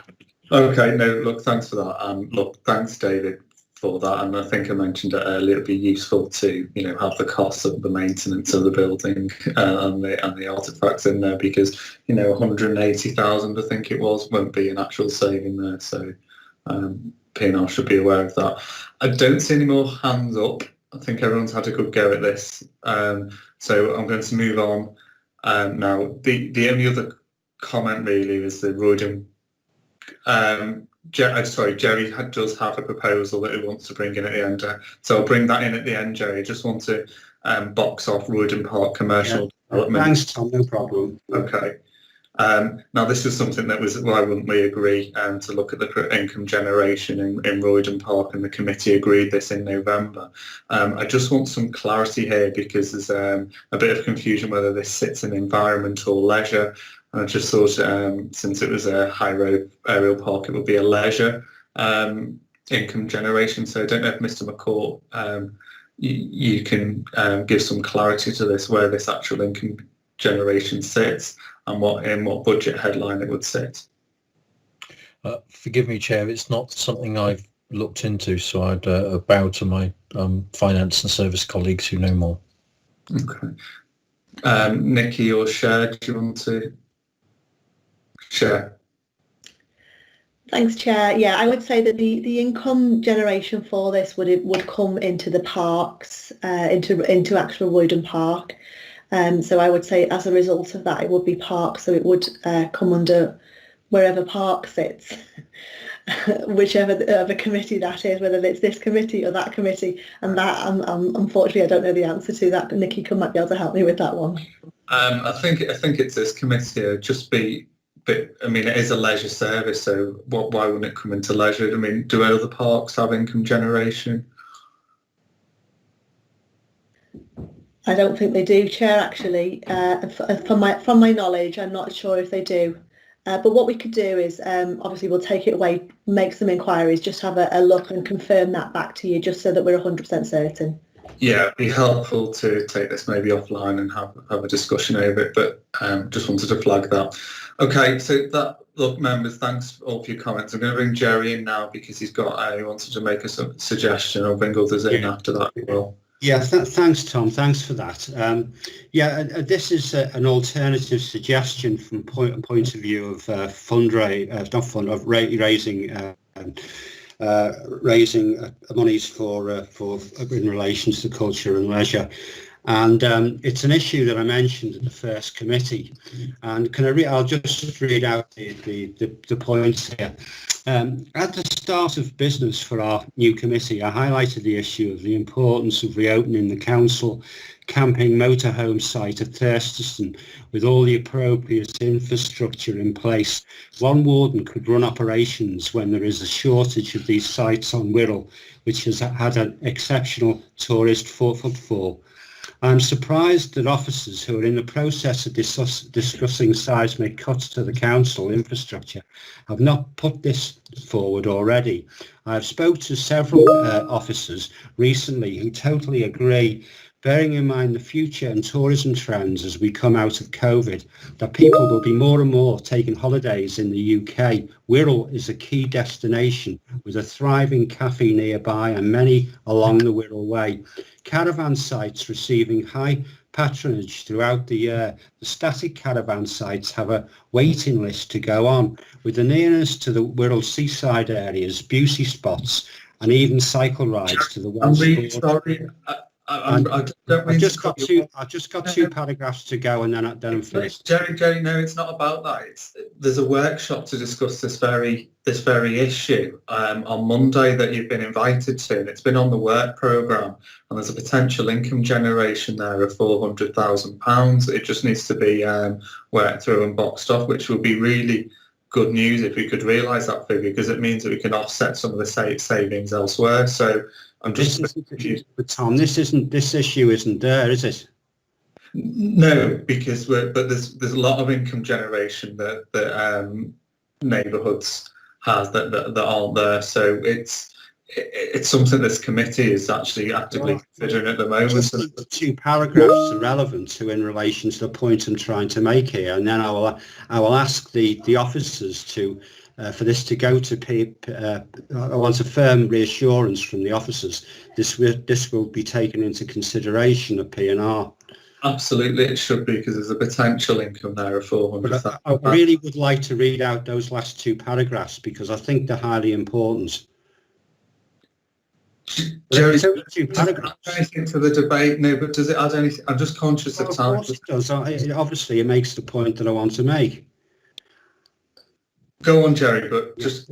Right, quickly, yeah. We're having this workshop. An added bonus, a massive tourism income earner, would be to have glamping pods at Thurston. As we come out of one of the most worst periods of times in many people's memory, the one area that has to be ready for a very quick start is tourism. In normal times, the number one area of income in the city region economy, with a large number of jobs attached to it. It is essential Wirral is first on the starting blocks. The heritage and culture are important. I'm just finishing. Jerry, I'm just finishing. Jerry, please stop, please. Yeah. Jerry, look, we've had a great debate tonight and made so many comments. This isn't a matter for this budget item. It's going to be a workshop that will be there. So what I'm going to do now is move on. Is there any other members that want to make any additional suggestions or comments before I close this item down, or indeed any others that want to come in to sum up? Sorry, Chair. Could I just have some? Yeah, could I just have some reassurances that the budget option or the income generation option that Jerry has just asked to be considered is going to be forward to P&R? Well, it's been mentioned tonight, so the comments are there, but Paul, as a member of P&R, you can raise it at the time, as I can as well. Well, yes, but you know, given what we've had this evening, where we're getting told they haven't got the figures, I don't want to end up in P&R where we get told the same thing as well. Okay, I'm going to let me just bring Nick in on this then, or David, because I don't think this has been boxed off. It's a potential figure there, but it's not quite in development yet, is it, to say we can actually generate this amount of income? Chair, is this related to the Thurston, the campsite? Well, the caravan, there's a caravan. Caravans as well. I mean, yeah, there's a few issues in here. Clearly, there's a long-standing issue about caravan, motor caravan and motorhome use on the highways in and around New Brighton, and that ties back across to finding alternative sites. And you're right, Councillor Williams is right, there's a site in Thurston in West Wirral. We have started to look at this. it is used for other events. I gather it has been used for weddings and things in the past, but it has potential to earn more income, and I think it is something we need to take away from this and look at it seriously. You're right. I think it does interconnect into other issues to do with people coming to the Wirral to camp or use motorhomes or caravans, but it has some standalone issues to it. The initial look we've had at it, Nikki and I discussed it. There is some activity going on there, but there is scope to do more and different things, and I know Nikki's keen to progress that. Yeah, no, absolutely. Which we'll discuss on Monday, I take it, at the workshop. Shay, so you've got your hand up. Yeah, thank you, Chair. I was just going to say, you know, as part of this report, your views will be fed into P&R. So as a result of the workshop, if there's any more information that comes through on the finances, I will make sure that that's formally fed into P&R as an alternative proposal for the budget for them to consider for next year. Councillor Johnson, you've got your hand up. If it's going to relate to the location of workshops or anything we're going to discuss on Monday, I'm going to say really, you know, very much as you would expect me to say, West Kirby, Thurston Ward. I've got so many emails on record about issues currently going down. No, it is important down at Thurston, so we cannot look at one location just because Jerry wants to look at it. Was what I'm saying. We're not. It's not part. That's not part of the workshop. So I said to Jerry, and I'll say to you, we'll discuss that. We'll discuss that on Monday. But look, thanks to everyone for the contributions. I'm going to move on. So there isn't a recommendation really. It's just I'll propose that all our comments tonight are fed to the Policy and Resources Committee for consideration in February. I'm sure. Can I have a seconder for that, please? I think second that, Tom. Thanks. I think that was Councillor Cameron that came in on that one. Okay, then the next item of the agenda is item number 9. Sorry, Cher, have you got your hand up again before I move on? Was it a legacy hand? Apologies, Chair, it was legacy hand. No worries. Is the work programme. Well, I'm sure we've all read the report. The only thing for me on my notes was to remind people that there was a campervan workshop on Monday, and you've all had invites. Is there anything to add on the work programme? Any questions or comments?